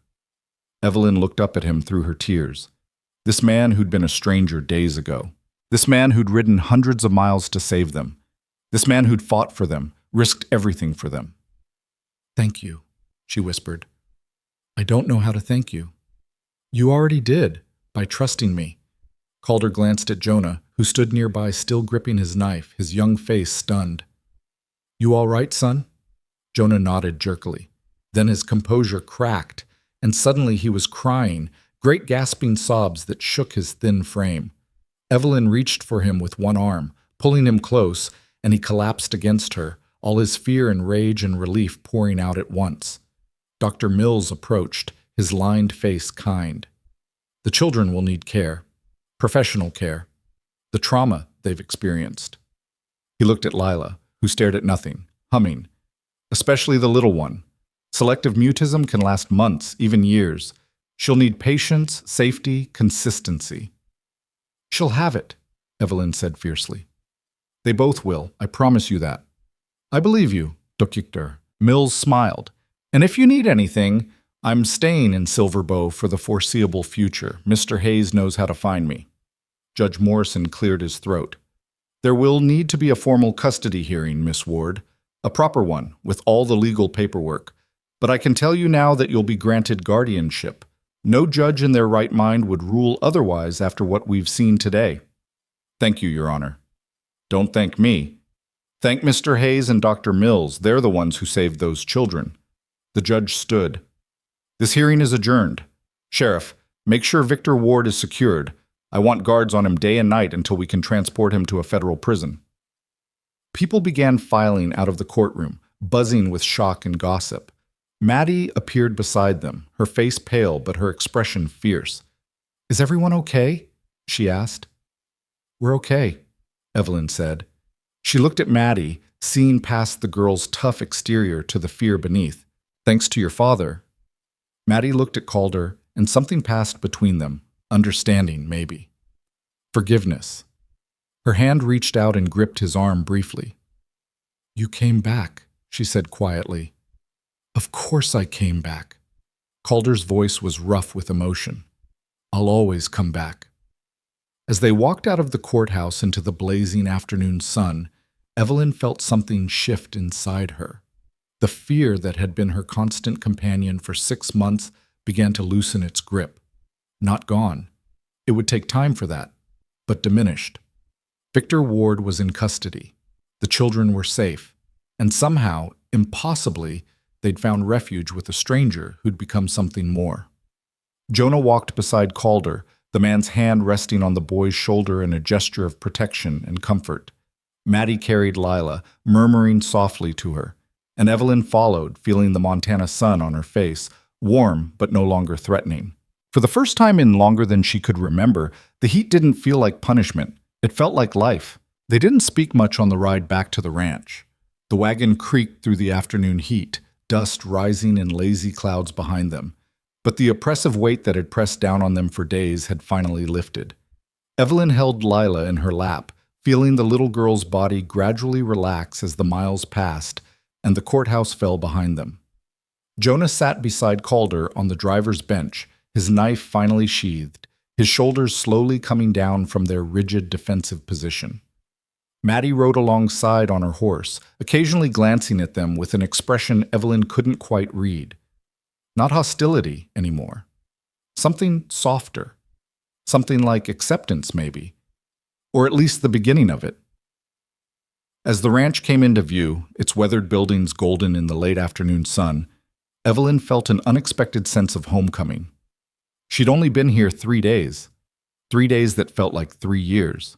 But something about the place had already embedded itself in her chest, taken root in ways she hadn't anticipated. Calder pulled the wagon to a stop in front of the house and climbed down stiffly, his body clearly feeling the effects of days of hard riding and the fight with Victor. He reached up to help Evelyn down, his hand steady and warm. You should rest, she said, noting the exhaustion in his face. You've barely slept. Neither have you. His voice was quiet, meant only for her. But you're right. We could all use rest. Real rest, without fear. The words settled over them like a blessing. Rest without fear. What a luxury that seemed now. Inside the house, the air was cooler, dimmer. Evelyn settled Lila on the sofa with her doll, then turned to find Maddie standing in the doorway, still holding her rifle. I'm sorry, the girl said abruptly. Evelyn blinked. What? I'm sorry for how I've been, for the things I said, for... Maddie's jaw worked, emotions flickering across her face. For not trusting my father's judgment. He knew what he was doing when he brought you here. I just couldn't see it. You were protecting him, Evelyn said gently. And yourself. There's nothing to apologize for. There is, though. Maddie set her rifle by the door and moved further into the room. I see it now. What you did for those kids, the risk you took, the sacrifice. You could have stayed in Philadelphia, safe and comfortable, but you chose to fight. You chose them. She glanced at Lila, then back to Evelyn. My mother would have done the same thing. She would have liked you. The words hit harder than Evelyn expected. She felt tears prick her eyes, but blinked them back. Thank you, she said quietly. That means more than you know. Calder emerged from his bedroom, having changed out of his trail-dusty clothes into clean ones. He looked at the two women standing together, and something in his expression softened. Maddie, you hungry? I could use help preparing supper. It was an olive branch, and Maddie took it. Yeah, I'm starving, actually. They moved to the kitchen together, father and daughter working in practice coordination.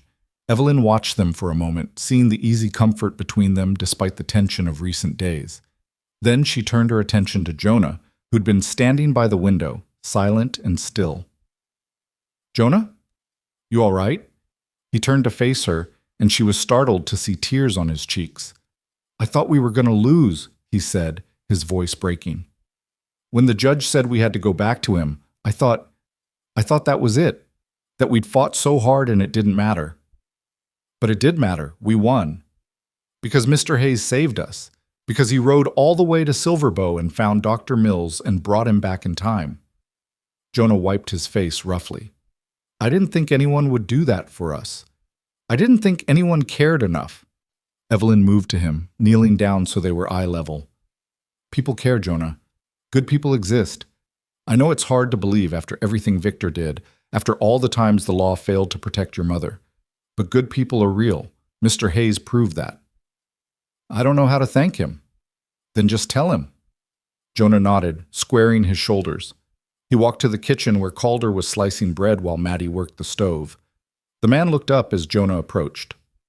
Sir, Jonah said formally, his voice still thick with emotion. I want to thank you for everything you did, for risking your life to help us when you didn't have to. I won't forget it. Ever. Calder set down the knife and turned to face the boy fully. For a moment he just studied him, this thin child who'd been forced to grow up too fast, who carried a knife and knew how to use it, who'd seen horrors no child should witness. You're welcome, Calder said finally.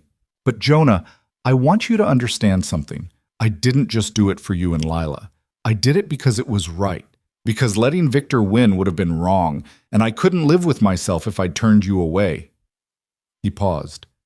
And I did it because somewhere along the way you all stopped being strangers.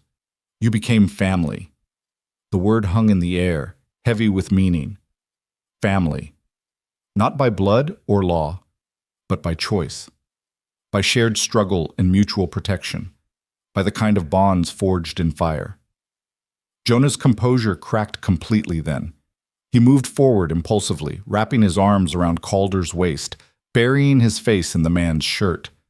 Calder's hands came up, one settling on the boy's shoulder, the other on his head, holding him steady as he cried.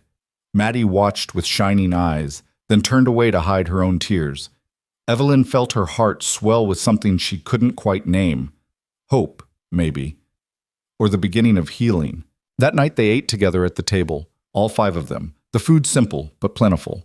Lila sat between Evelyn and Maddie, carefully eating bread with butter, her movements still mechanical but less haunted. The humming had stopped, at least for now. As darkness fell and the temperature finally dropped to something bearable, they lingered at the table, nobody quite ready to break apart yet. What happens now? Maddie asked. With Victor, will there be a trial? There will, Calder confirmed. Sheriff Pierce said it could take months to organize, bring in witnesses, build the case. But with Dr. Mills's testimony and evidence, the outcome isn't really in doubt.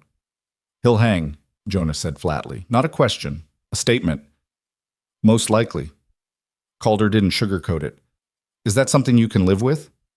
Jonah was quiet for a long moment. I used to dream about killing him myself, used to imagine all the ways I could do it, but now, he shook his head. Now I just want him gone. However that happens, I just want to never see him again. You won't have to, Evelyn promised. We're safe now. All of us. But even as she said it, a small voice in the back of her mind whispered that safety was never guaranteed, that Victor was still alive, still dangerous, still consumed with rage at what they'd done to him. She pushed the thought away. Tonight, they would celebrate their victory. Tomorrow's worries could wait. The days that followed settled into an unexpected rhythm. Evelyn had arrived expecting to be a mail-order bride, a wife, with all the duties and obligations that entailed. But Calder never pressed the issue. They existed in a strange limbo, sharing his house but not his name, caring for the children together but maintaining a careful distance.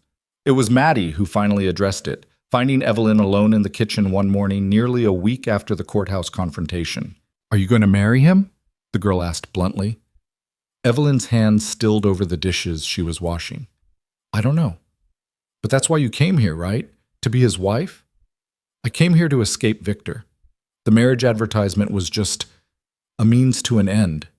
Evelyn dried her hands on a towel, choosing her words carefully. "Your father is a good man, Maddie. One of the best I've ever known. But he doesn't owe me marriage just because he helped us, and I won't trap him into something he might regret." "What if he wants to marry you? Has he said something to you?" "No, but I see the way he looks at you." Maddie's tone was matter-of-fact. "Like you're something precious. Like he's afraid you might disappear if he looks away too long." Evelyn felt heat rise in her cheeks. "I think you're imagining things." "I'm not. And for what it's worth," Maddie took a breath, "I think my mother would approve. I think she'd want my father to be happy again, to have someone who makes him laugh, who gives him purpose beyond just surviving." She met Evelyn's eyes directly. "You do that. You make him come alive in ways I haven't seen in years."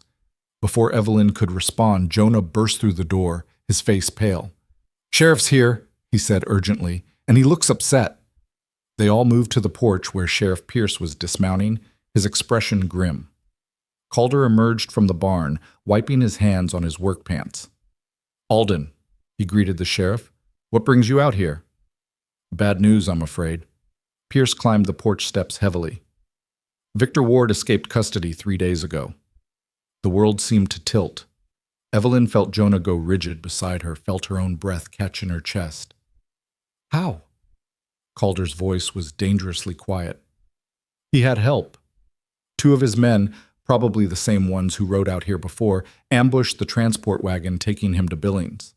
Killed 1 deputy, wounded another. Victor took their horses and weapons and disappeared into the Badlands. So he's out there." Evelyn's voice came out barely above a whisper. "Somewhere. Free." "Not for long," Pierce said firmly. "We've got pauses out searching. The U.S. Marshal Service has issued a warrant for his arrest. He's one of their own gone rogue. They want him bad. Every lawman in 3 territories is looking for him." "That doesn't help us if he comes here first," Maddie said, her hand already moving toward where she'd leaned her rifle. "That's why I came to warn you. Victor's last known direction was south, toward Wyoming. But he's unpredictable, dangerous, and he's got nothing left to lose. You need to be prepared." "We will be." Calder's jaw was set in hard lines. "Thank you for the warning, Alden." After Pierce left, they gathered in the house to discuss options. Jonah wanted to run again, to keep moving until Victor was caught or killed. Maddie argued for fortifying the ranch, setting watches, preparing for a siege. Evelyn just felt numb, the brief taste of safety evaporating like morning dew under the merciless sun. "We can't let fear control us," Calder said finally. "Victor wants us afraid, wants us running, but this is our home. We stay, we prepare, but we don't stop living." "What if he comes?" Lila's voice was so small, so unexpected, that everyone froze. The little girl had spoken. For the first time in 6 months, she'd actually spoken. Evelyn dropped to her knees beside her, heart pounding. "Lila? Sweetheart?" "What if the bad man comes?" Lila's huge eyes were fixed on Evelyn's face.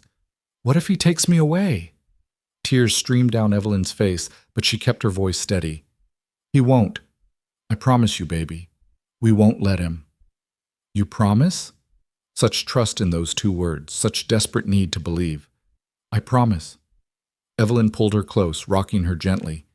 "You're safe here. We'll keep you safe." Jonah was crying too, overcome with hearing his sister's voice again. Even Maddie looked emotional, turning away to hide her face. Calder moved to them, kneeling beside Evelyn and Lila. "Lila, look at me." He waited until she met his eyes. Your Aunt Evelyn is right. We're all going to protect you. Your brother, Miss Maddie, me, your aunt. We're a family now.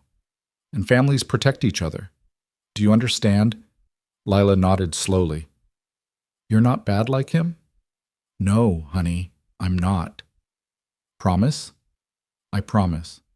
She seemed to accept this, nestling closer to Evelyn with a sigh. Within minutes, exhausted by the emotional breakthrough, she was asleep. She spoke, Jonah whispered, wonder in his voice. After all this time, she finally spoke. The trauma's breaking, Maddie said quietly. She's starting to heal. That night, they set watches.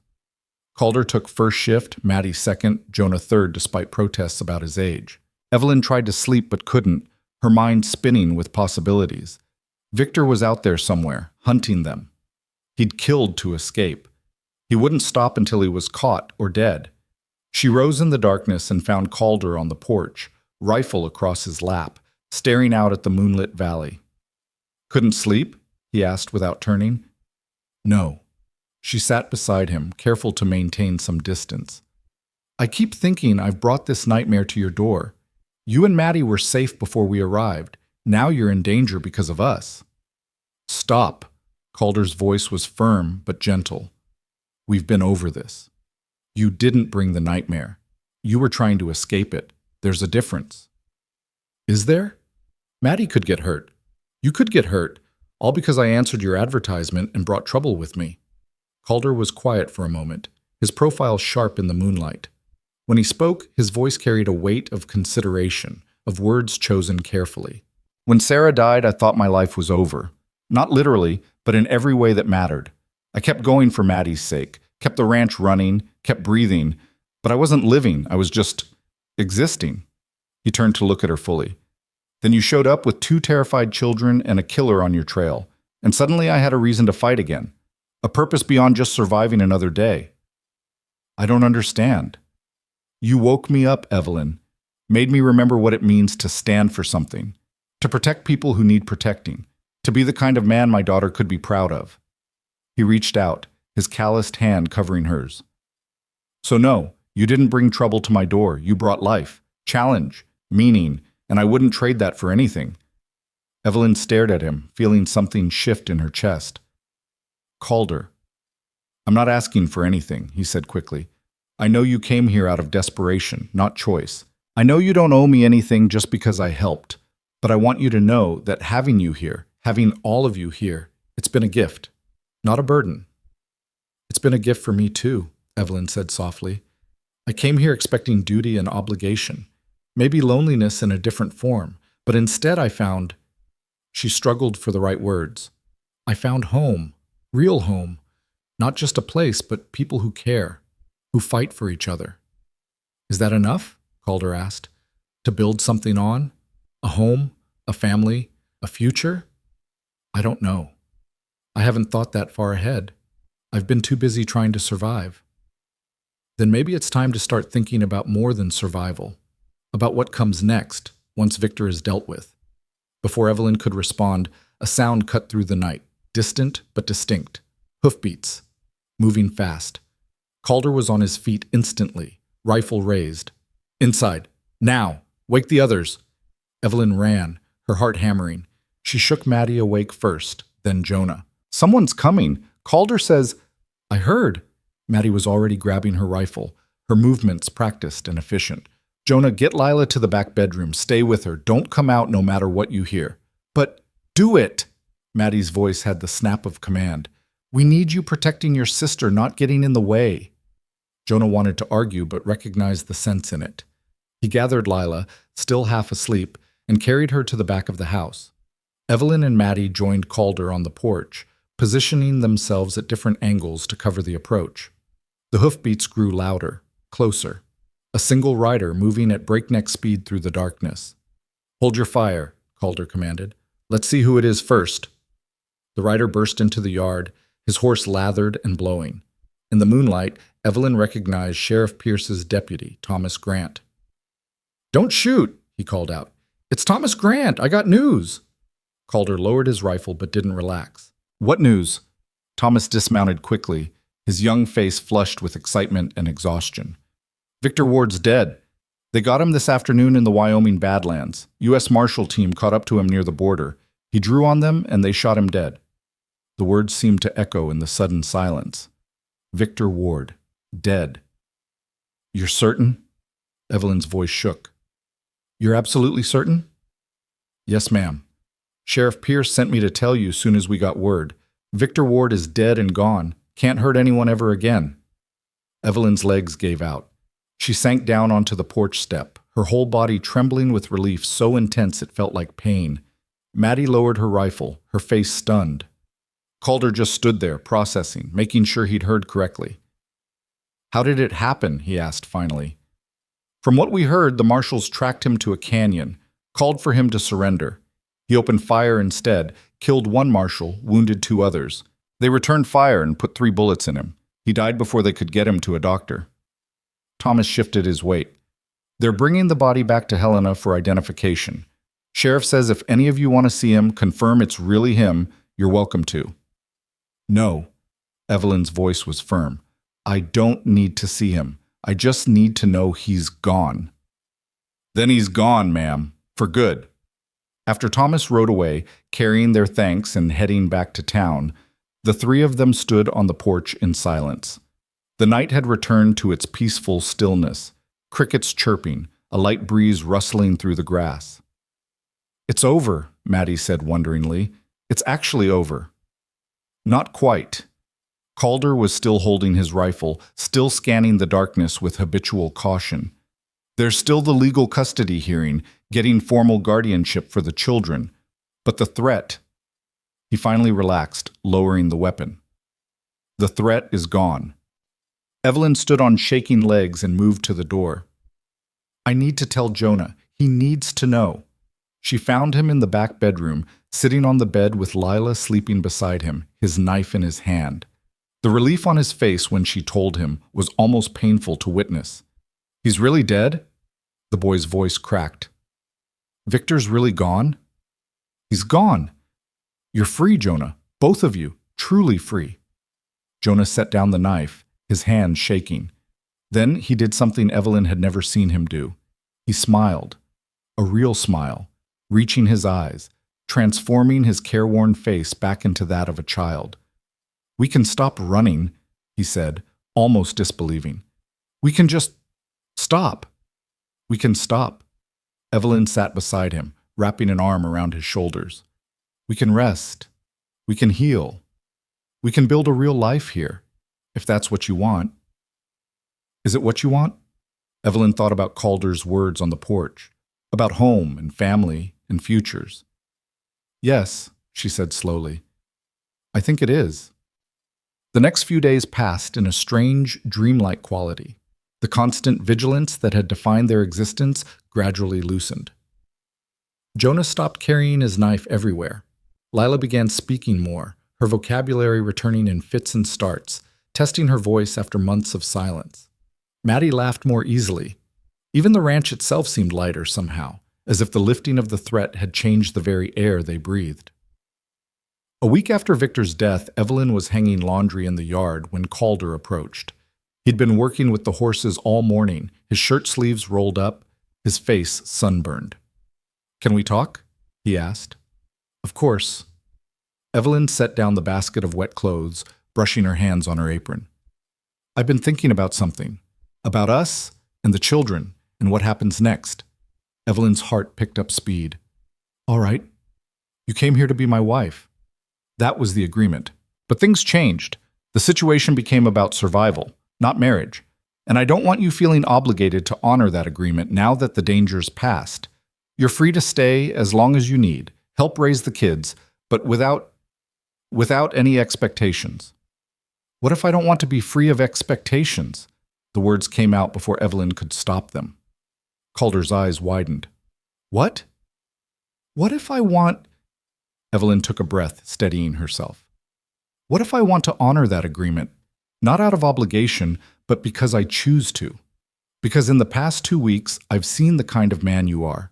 The way you protect, the way you love your daughter, the way you treat Jonah and Lila like they're your own, the way you...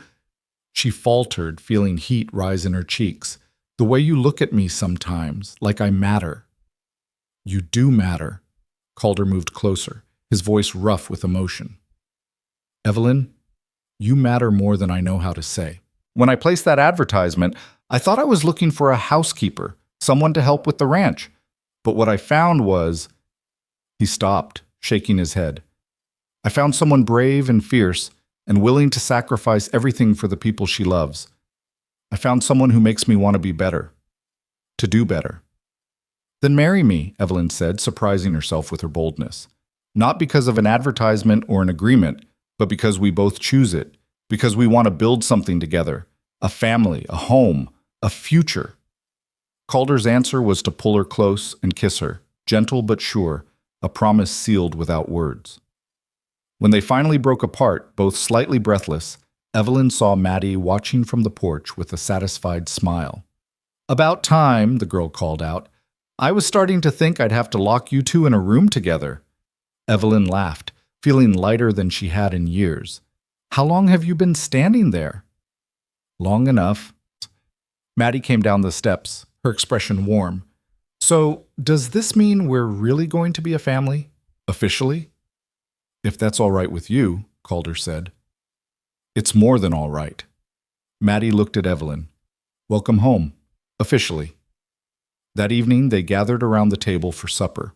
All five of them, with the addition of Sheriff Pierce, who'd ridden out with the official custody papers granting Evelyn full legal guardianship of Jonah and Lila. Judge Morrison signed off this morning, Pierce explained, sliding the documents across the table. Those kids are yours now, Miss Ward. Free and clear. No one can challenge it. Thank you, Sheriff. Evelyn's hands trembled as she looked at the papers. For everything you've done. Just doing my job. Eventually. Pierce had the grace to look sheepish.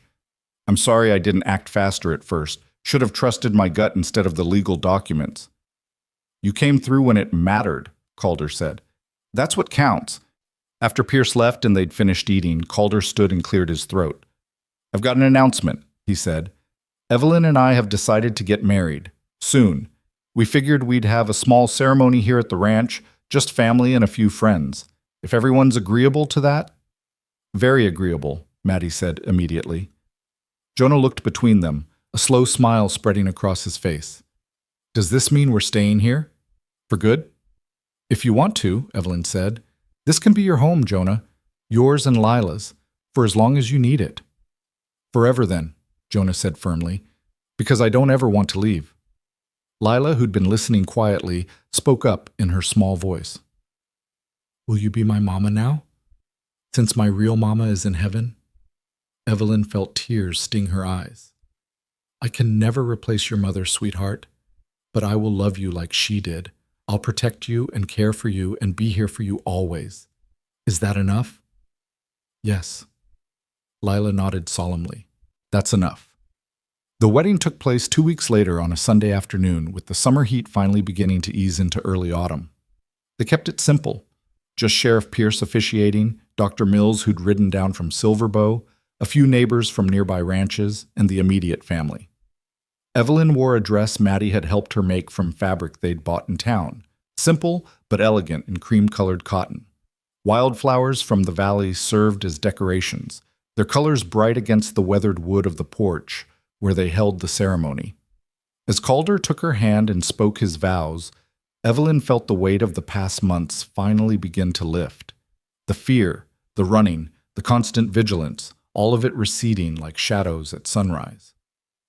I promise to protect you, Calder said, his voice steady and sure. To stand beside you through whatever comes. To be a father to Jonah and Lila. To honor their mother's memory while helping them build a new life. And I promise to love you, not just today, but every day we're given. You came to me as a stranger, but you've become my family, my heart, my home. Evelyn's own vows were simpler but no less heartfelt. I came here desperate and afraid, looking only for escape. But you gave me something far greater, hope, a second chance, a family. I promise to love you faithfully, to stand with you through hard times and good, to help raise our children with kindness and strength. You saved us, Calder. Now let me spend the rest of my life proving that your faith in us wasn't misplaced." When Pierce pronounced them husband and wife, and Calder kissed her gently while their small gathering applauded, Evelyn felt something inside her finally settle, like a ship finding harbor after a long storm, like coming home after years of wandering. The celebration afterward was modest but joyful. Someone had brought a fiddle, and they danced in the yard as the sun sank toward the mountains. Jonah actually laughed, a sound Evelyn hadn't heard in so long she'd almost forgotten what it sounded like. Lila danced with Maddie, her small feet trying to keep up with the older girl's steps, giggling when she stumbled. As darkness fell and their guests began to depart, Calder pulled Evelyn aside. "Happy?" he asked. "More than I ever thought possible." She leaned into him, feeling his solid warmth, his steadiness. "When I left Philadelphia, I thought my life was over, that the best I could hope for was survival. But this," she gestured at their family, at the ranch, at the vast Montana sky now filling with stars. "This is so much more than survival. This is living." "We'll have hard times ahead," Calder cautioned. "Ranch life isn't easy. The winters are brutal, the work is endless, and we're taking on 2 traumatized children who'll need years of patience and care." "I know, but we'll face it together. That makes all the difference." They stood together in the darkness, watching Maddie teach Jonah how to dance properly while Lila clapped along, her voice joining the music in wordless melody. The girl was healing, slowly but surely. They all were. That night, after the children had been put to bed and the house had settled into quiet, Evelyn sat on the porch with Calder, listening to the sounds of the Montana night. Somewhere in the distance, a coyote howled. Closer by, the horses nickered in the barn. The air was warm but no longer oppressive, carrying the promise of cooler days ahead. "Do you regret it?" Calder asked quietly. "Answering that advertisement, coming here." Evelyn thought about everything that had happened. The terror, the flight, the confrontation with Victor, the days of fear and uncertainty. And then she thought about what came after. The safety, the love, the family they were building from broken pieces. "No," she said firmly, "not for a single moment. You asked for one bride," Calder Hayes. "But what you got was a whole family. Broken, maybe. Damaged, certainly. But alive and healing and full of hope." She turned to look at him in the starlight. "Was that enough? Are we enough?" Calder's answer was to pull her close, his arms strong and sure around her. "You're more than enough," he said against her hair. "You're everything." And sitting there in the warm Montana night, surrounded by the family they'd chosen and the life they were building together, Evelyn finally believed him. The mail-order bride who'd brought 2 sisters and a nightmare had found something she'd never expected. She'd found home. The days following the wedding slipped into weeks, and the weeks into months, each one building upon the last like stones in a foundation. The summer heat gradually gave way to autumn's cooler breath, painting the valley in shades of amber and rust. The work on the ranch continued its endless cycle, but now there were more hands to share the burden, and the labor felt less like survival and more like purpose. Evelyn woke each morning to the unfamiliar comfort of Calder's presence beside her, his steady breathing a reminder that she was no longer alone in her struggles.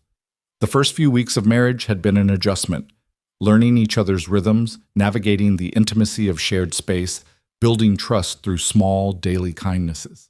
But gradually, the awkwardness faded, replaced by a partnership that felt both new and ancient, as if they'd been meant for each other all along.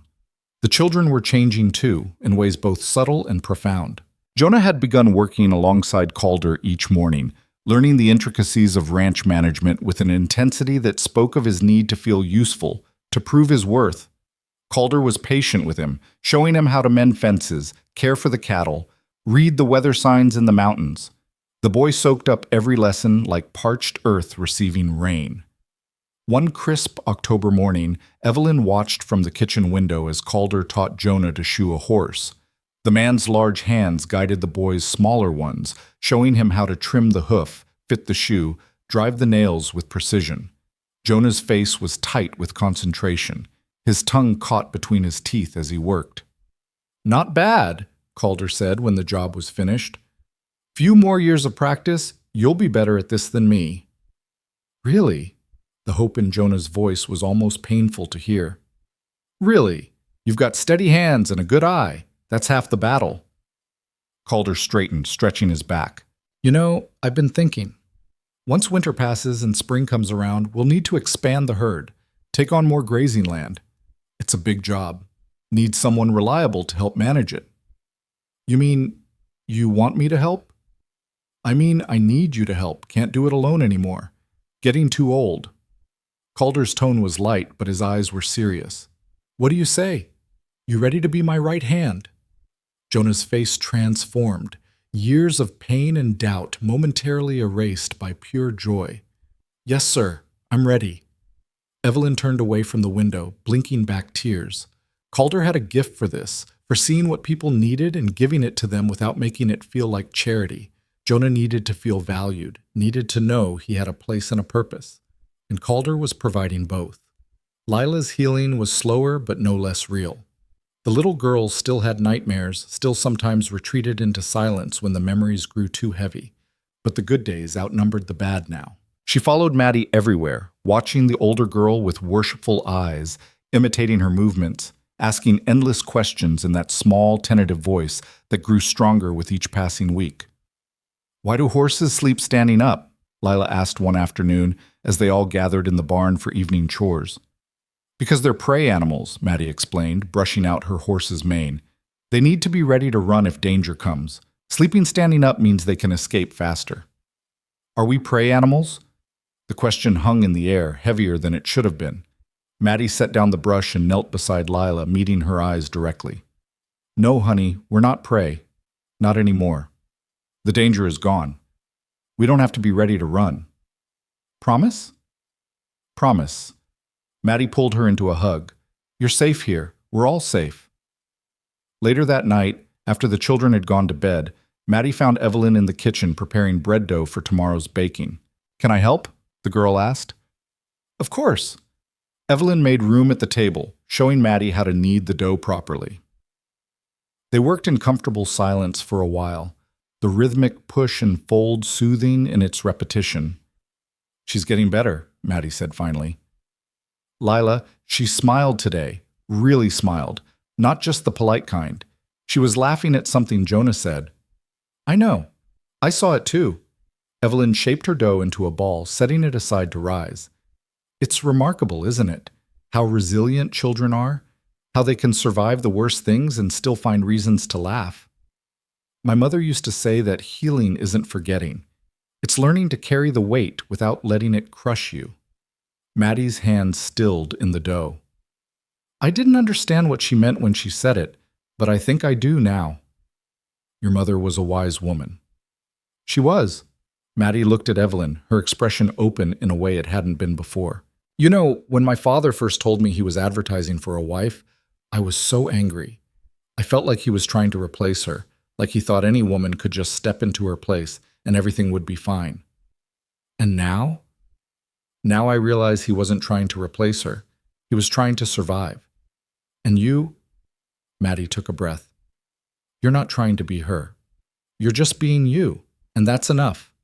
More than enough. Evelyn reached across the table, covering Maddie's flour-dusted hand with her own. Thank you for giving me a chance. I know it wasn't easy. Nothing worth having ever is. Maddie squeezed her hand. But you're family now, really family, and I'm glad. The conversation marked a turning point. After that night, the last walls between them came down. Maddie began seeking Evelyn's advice on things she'd never have asked before. Questions about boys who came calling from neighboring ranches, about her future, about the woman she wanted to become. And Evelyn offered guidance without trying to replace the mother Maddie had lost, understanding that her role was different, but no less important. As autumn deepened into winter, bringing the first snows and bone-deep cold that Calder had warned about, the family drew closer together. They spent long evenings by the fire, Calder teaching Jonah to play chess while Evelyn helped Lila with her letters. Maddie read aloud from books they'd ordered from the catalog, adventure stories that made them all gasp and laugh and argue about what would happen next.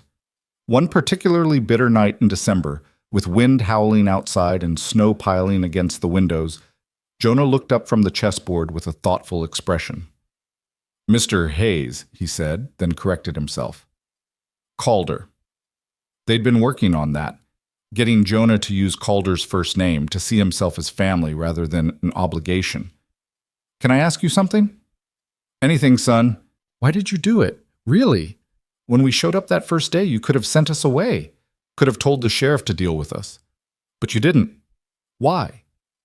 Calder moved a chess piece, considering his answer carefully. You remember what I said at the courthouse about how I'd been just surviving, not living after Sarah died? Yes, sir. Well, when you all arrived, something in me woke up. I saw 3 people who needed help, who needed protecting, and suddenly I had a reason to be more than just a man going through the motions. I had a purpose. He looked at Jonah directly. And you want to know something? Helping you helped me. Gave me back something I'd lost. So in a way, you saved me as much as I saved you. I don't understand how we saved you. You reminded me what it means to fight for something that matters, to stand up for what's right even when it's hard. Your Aunt Evelyn's courage, your determination to protect your sister, Lila's strength in surviving what she witnessed, all of it showed me that life is worth fighting for, that family is worth building, that love is worth the risk of loss. Calder moved another chess piece. Checkmate, by the way. Jonah looked down at the board, seeing the trap he'd walked into.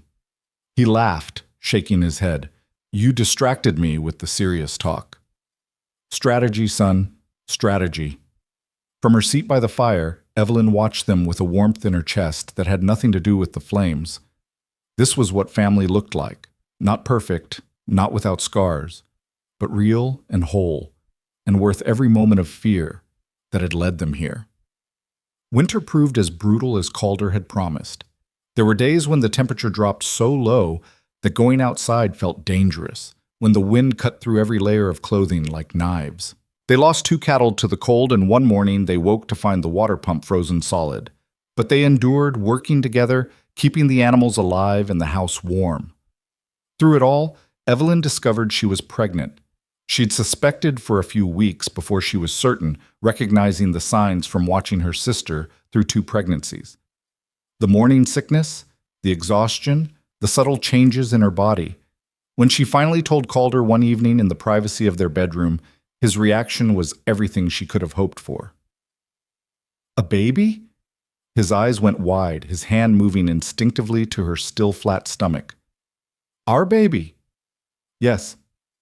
Evelyn felt nervous despite his obvious joy.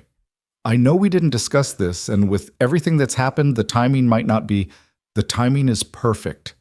Calder pulled her close, his voice rough with emotion. Evelyn, it's more than I ever thought I'd have again. Another child, a second chance at fatherhood. He pulled back to look at her face. How are you feeling? Are you well? Do you need to see Dr. Mills? I'm fine. Tired, but fine. And yes, I'll see Dr. Mills when the road's clear in spring. She smiled at his concern. Women have been having babies for thousands of years, Calder. I'll manage. I know you will. You're the strongest person I've ever met. He kissed her forehead, then her cheeks, then her mouth. Thank you. For this. For everything. They told the children the next day at breakfast. The reactions were varied and wonderful. A baby! Lila clapped her hands, her eyes shining. Can I help take care of it? Can I hold it sometimes? Of course you can, sweetheart, Evelyn assured her. Jonah looked thoughtful. Does this mean, will the baby be my brother or sister? Like, really? Really, Calder confirmed. Just like you're really my son, even though I didn't father you. Family isn't just about blood, Jonah. It's about love and choice and commitment. This baby will be your sibling in every way that matters. Maddie was quiet for a moment, processing. Then she stood and hugged Evelyn tightly. I'm going to be a big sister again, she said, wonder in her voice. A real big sister, not just an only child anymore. You've been a wonderful big sister to Jonah and Lila already, Evelyn pointed out. I know, but this is different. Maddie struggled for words. This is proof that life goes on, that new beginnings are possible, that we're not just surviving what happened, we're building something new. As winter reluctantly gave way to spring, the ranch came alive with new energy. The snow melted, revealing brown earth that would soon turn green. Calves were born, wobbly-legged and curious. Birds returned, filling the mornings with song. And Evelyn's pregnancy became visible, her growing belly a promise of life to come. She worked alongside Maddie, planting a vegetable garden behind the house, turning soil that was rich and dark after the winter's rest. Lila helped enthusiastically but inefficiently, more interested in finding worms than planting seeds. "Will the baby come before the tomatoes are ready?" Lila asked, holding up a particularly fat worm for inspection. "Yes, honey, the baby will be here in late summer. The tomatoes won't be ready until early fall." "What if the baby doesn't like tomatoes?" "Then we'll find something else the baby likes," Evelyn said, amused by the 6-year-old logic. "That's what families do. They figure out what everyone needs and try to provide it. Like how Calder figured out that Jonah needed to feel useful, so he made him his right hand?" Lila asked with surprising insight. Evelyn paused in her digging, looking at the little girl with new appreciation. "Exactly like that. You're very perceptive, Lila." Maddie says perceptive means noticing things other people miss. Maddie's right. They worked in companionable silence for a while, the sun warm on their backs, the smell of fresh earth rich in the air. This was healing, Evelyn thought. Not dramatic or sudden, but gradual and thorough.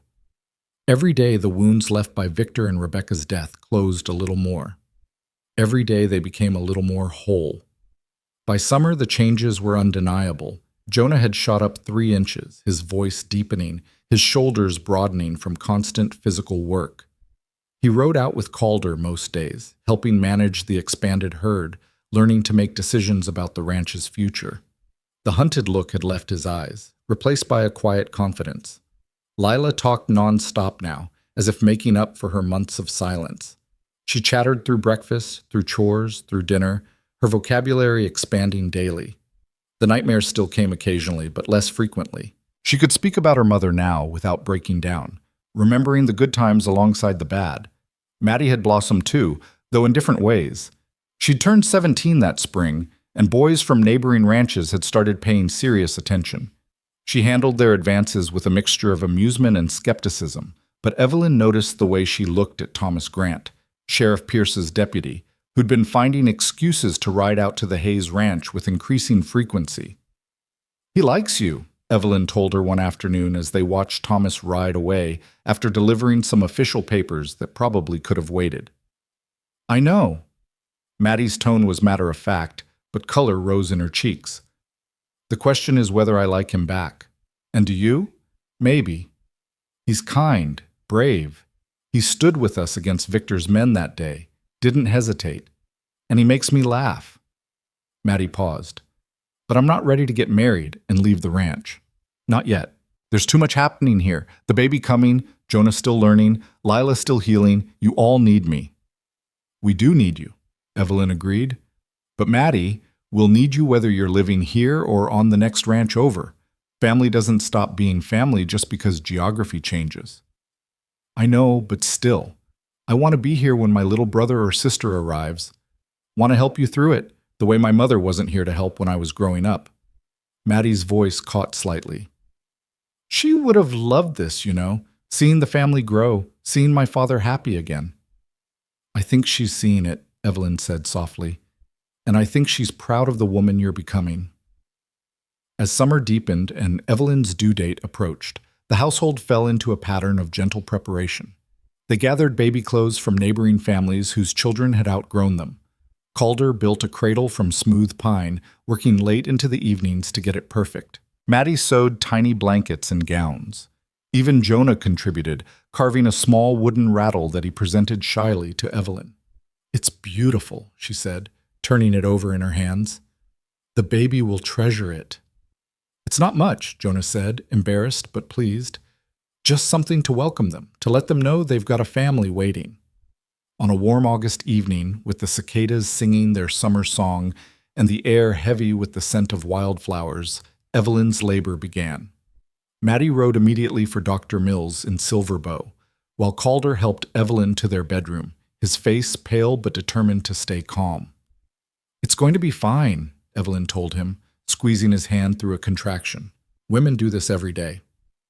Not my women, Calder said fiercely. Not my wife. You're allowed to be special. Despite the pain, Evelyn laughed. I'll try to remember that. The labor was long but not complicated. Doctor. Mills arrived in time, his calm competence a steadying presence. Maddie stayed to help, proving herself remarkably capable under pressure. Outside the bedroom, Jonah and Lila waited with the kind of anxious excitement that only children can manage, alternating between worry and anticipation. Just after dawn, as the sun was painting the Montana sky in shades of rose and gold, a baby's cry filled the house, strong and healthy and absolutely perfect. "It's a boy," Dr. Mills announced, wrapping the infant in a soft blanket before placing him in Evelyn's arms. "Congratulations." Evelyn looked down at her son, red-faced and squalling, his tiny fists waving indignantly at the world, and felt her heart expand in ways she hadn't known were possible. This was new life, untouched by the past pain, born into a family that would protect and cherish him. Calder stood beside the bed, his eyes wet with tears he made no effort to hide. "He's perfect," he whispered. "Absolutely perfect." "What should we name him?" Evelyn asked. They'd discussed names but never settled on one, wanting to see the baby first. Now, looking at the child they'd created together, Evelyn knew what felt right. "Samuel," she said, "after your father. And Joseph as a middle name, after mine. Samuel Joseph Hayes." "Samuel," Calder repeated, testing it. Then he smiled. "Yes, that's perfect." They let the other children in one at a time. Lila approached with wide, awed eyes, reaching out a tentative finger to touch the baby's impossibly small hand. "He's so tiny," she breathed. "Was I ever that tiny?" "You were," Evelyn confirmed. "Hard to believe now, isn't it? Can I be his big sister, his real big sister?" "You are his real big sister, Lila. Nothing could be more real than that." Jonah hung back at first, uncertain of his place in this moment, but Calder called him over, gesturing for the boy to sit on the edge of the bed. "You want to hold him?" he asked. I don't know how. What if I drop him?" "You won't. Here." Calder showed him how to support the head, how to cradle the tiny body securely. "There, see? You're a natural." Jonah looked down at the baby in his arms, and something in his face shifted. The last traces of the hardened, suspicious child who'd arrived months ago vanished, replaced by simple wonder. "Hey there, Samuel," he said softly. "I'm your big brother, and I'm going to teach you everything I know. How to ride horses and fix fences and take care of cattle, how to be strong when things get hard, how to protect the people you love." His voice grew thick. "And I'm going to make sure nothing bad ever happens to you. I promise." Maddie was last, and she approached with tears already streaming down her face. She'd held herself together through the long night, been practical and helpful and strong. But now, looking at this new life, the baby brother she'd never expected to have, her emotions overwhelmed her. "He's beautiful," she managed. "He looks like Dad." "Same nose." "He's got your stubbornness, if his grip is any indication," Evelyn said with a tired smile, noting how tightly the baby was clutching Maddie's finger. "Good. He'll need it, growing up with all of us." Maddie leaned down, pressing a gentle kiss to Samuel's forehead. "Welcome to the family, little brother. We're a mess, but we're your mess. And we love you already." The first few weeks with the newborn were exhausting and wonderful in equal measure. Samuel proved to be a good baby, fussy when hungry, but generally content. The whole household rearranged itself around his schedule, everyone taking turns helping, sharing the load. Calder proved to be a devoted father, spending hours simply holding his son, talking to him in a low voice about the ranch, the weather, the family they'd built together. Watching him, Evelyn felt a deep satisfaction. This was what she'd hoped to give him, not just a child, but a second chance at the joy parenthood could bring. One evening in early September, with the heat finally breaking and autumn's first cool breezes arriving, they gathered on the porch as they often did. Samuel slept in Evelyn's arms while Calder sat beside her, his arm around her shoulders. Maddie and Lila were playing a clapping game, their laughter floating across the yard. Jonah was checking the horses one final time before bed, his movements confident and sure. You thinking about something? Calder asked, noting Evelyn's distant expression. Just remembering, she said, the day I arrived here, how terrified I was, how certain I was that disaster was following us and we'd never be safe. And now? Now I can't imagine being anywhere else. This ranch, this family, it's become more home to me than any place I've ever lived. She looked at him, her eyes bright with emotion.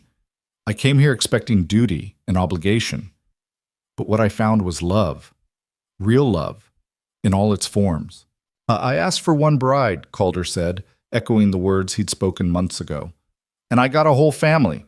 Not exactly what I advertised for. Are you disappointed? Disappointed? Calder laughed softly. Evelyn, I'm the luckiest man in Montana Territory. Maybe the luckiest man anywhere. You gave me back my life. My daughter got her smile back. I gained 2 more children who needed a father. And now we have Samuel. He gestured at the scene before them. Maddie teaching Lila a complex clapping pattern. Jonah emerging from the barn and joining them. The 3 of them suddenly laughing at some joke. This right here, this is everything I never knew I needed. As if sensing the importance of the moment, Samuel stirred in Evelyn's arms, his tiny eyes opening to gaze up at her with that unfocused newborn stare. She smiled down at him, this child born not from desperation but from hope, not from obligation but from love. Your family is watching you, she whispered to him. Your father and your sister and your brother and your other sister. And we're all going to make sure you grow up safe and loved and strong. You're going to know what it means to be protected, to be cherished, to be part of something bigger than yourself. Maddie approached, her expression soft. Can I take him for a bit? I want to show Lila how to hold him properly. Evelyn passed the baby over carefully, watching as Maddie settled into a chair with Samuel cradled in her arms. Lila climbed up beside her, and together they cooed at the baby, their voices gentle and full of wonder. Jonah joined them, standing behind the chair, looking over Maddie's shoulder at his youngest brother. They're good with him, Calder observed. They are.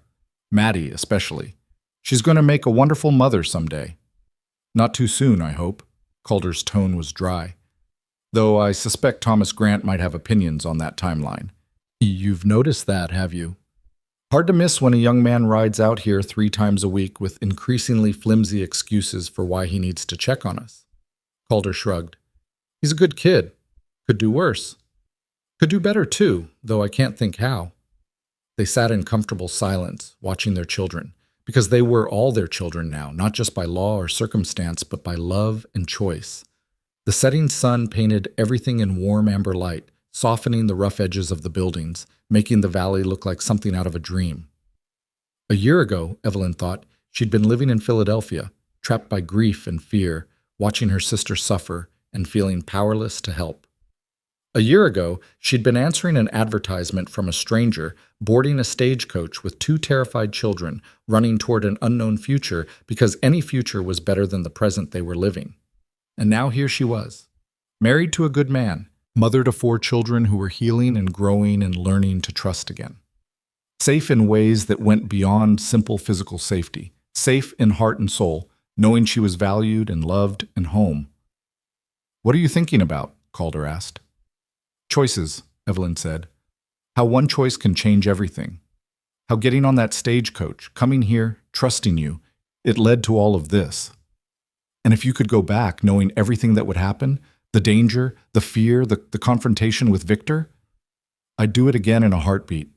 Evelyn took his hand, lacing their fingers together. Every moment of terror was worth it to get here, to have this. As the last light faded from the sky and stars began to appear, they called the children inside for the night.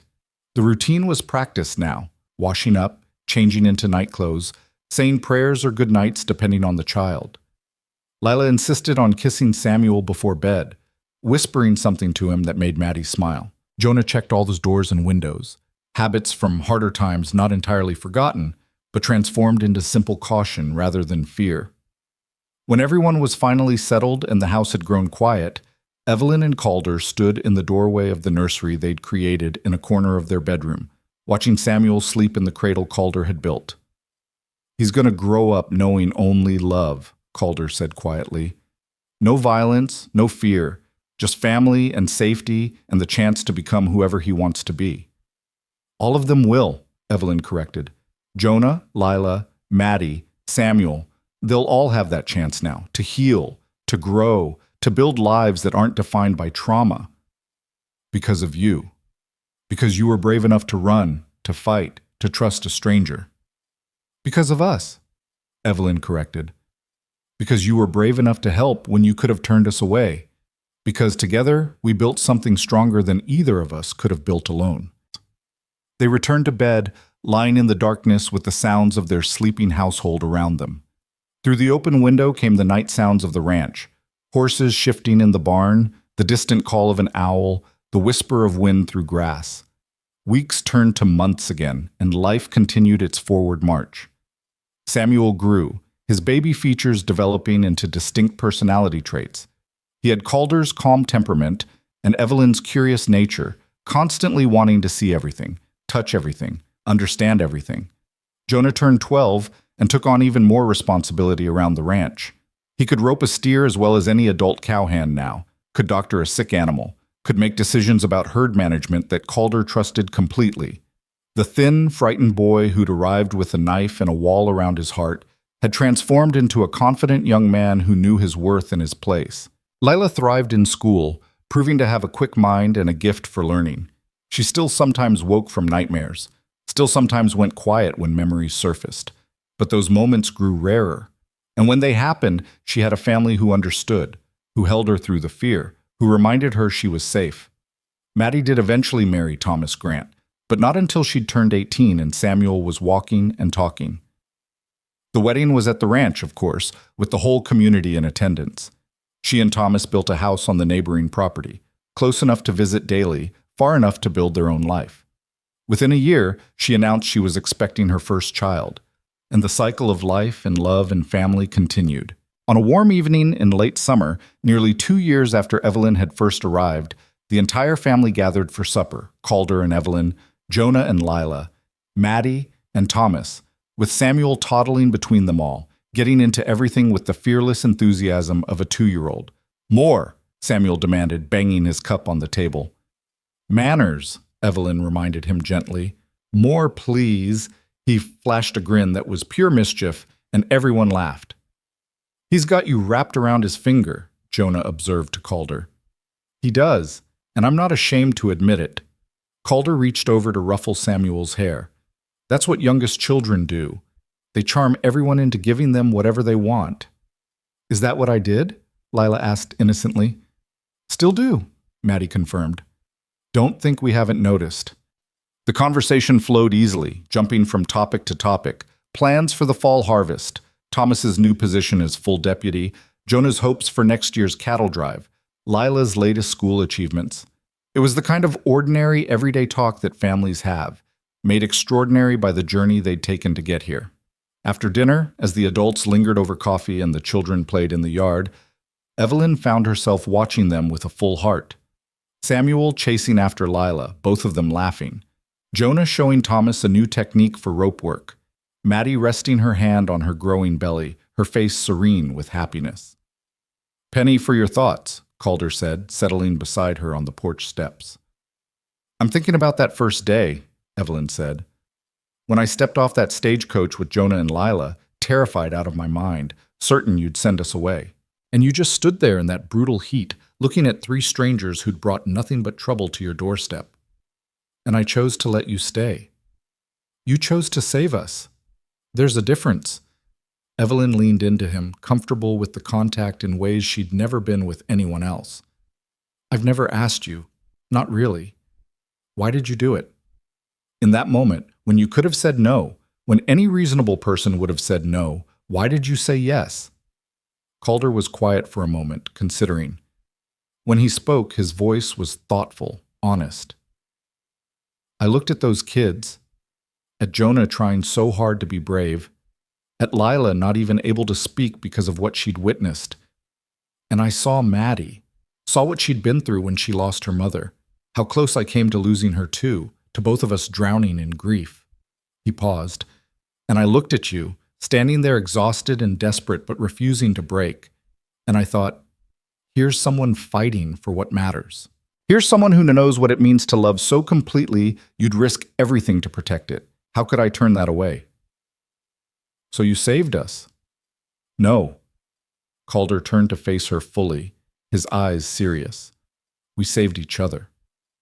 I was dying inside, Evelyn. Slowly, inch by inch, becoming nothing more than a shell going through motions. You gave me a reason to live again, to fight again, to be the man I wanted to be instead of the ghost I was becoming. Evelyn felt tears slip down her cheeks, but they were good tears. Healing tears. I came here looking for escape, she said, but I found so much more. I found home. I found family. I found love in all its forms. Romantic love with you, maternal love with the children, the fierce bond of people who've survived hell together and come out stronger. She gestured at the scene before them. This, all of this. It's more than I ever dreamed possible. You know what the best part is? Calder asked, a smile playing at his lips. What? We're just getting started. Samuel's only 2. Maddie and Thomas are building their family. Jonah's got his whole life ahead of him, and Lila's just beginning to discover who she can be. He took Evelyn's hand. We've got years and years ahead of us, years of watching them grow and change, years of building this life we've started, years of proving every day that love and choice are stronger than blood and obligation. You make it sound like an adventure. It is an adventure. The best kind. The kind where you know, no matter what happens, you've got people beside you who won't let you fall. As the sun set over the Montana mountains, painting the sky in brilliant shades of orange and purple, Samuel toddled over and climbed into Evelyn's lap with the confidence of a child who knows he's absolutely safe and completely loved. Mama, he said, patting her cheek with sticky hands. Mama happy? Yes, baby, Mama's very happy. Good. He settled against her chest, his eyes already drooping with exhaustion. Love you. Love you too, sweetheart. Within minutes, he was asleep, his breathing soft and steady. Calder moved closer, wrapping his arm around both of them, creating a cocoon of warmth and safety. This, Evelyn whispered, not wanting to wake the sleeping child. This is everything. This is family, Calder agreed. Not the one we were born into or the one we expected, but the one we chose. The one we built together from broken pieces and desperate hope and the kind of love that refuses to quit. As darkness fell and the stars emerged one by one, the Hayes family remained on the porch, unwilling to let the perfect moment end. Maddie and Thomas joined them, settling on the steps. Jonah carried Lila over, the little girl half asleep on his shoulder. They sat together in comfortable silence, watching the night arrive, feeling the bond between them that was stronger than blood, deeper than obligation, more lasting than fear. In the distance, a coyote howled, not a threat anymore, just another voice in the Montana wilderness that had become their home. The sound used to frighten them, used to send Lila into panicked silence and Jonah's hand to his knife, but now they barely registered it, too secure in their safety to be troubled by shadows. Tell me the story again, Lila murmured sleepily, about how Mama came here. It had become their favorite bedtime story, the tale of how Evelyn had arrived on a stagecoach with 2 children, how Calder had chosen to help despite the danger, how they'd fought Victor and won. Each telling emphasized different details, but the core message remained the same. Love conquers fear, family protects its own, and courage can transform everything. One more time, Evelyn said, beginning the familiar narration. Once upon a time, there was a mail-order bride who brought 2 children to a ranch in Montana. As she spoke, Calder held her close, Samuel slept in her arms, and the children listened with rapt attention to a story they already knew by heart. Because it wasn't just a story. It was their story, their history, their proof that broken people could heal, that desperate choices could lead to beautiful outcomes, that families could be built from the rubble of tragedy. The mail-order bride had come seeking one thing and found everything. The rancher had asked for one bride and gained a complete family. The children had arrived traumatized and terrified and found safety beyond measure. And together they'd created something precious and rare, a home built not on blood or obligation, but on choice and courage and love that refused to surrender. As the last words of the story faded into the night, Evelyn looked around at her family, every face precious, every soul cherished, and knew with absolute certainty that every moment of fear, every mile of running, every second of terror had been worth it to arrive here. In the warmth of a Montana summer night, surrounded by the people she loved and the life they'd built together, Evelyn finally understood what she'd been searching for all along. Not escape, not safety, not even survival. Home. And she was finally, completely, eternally home.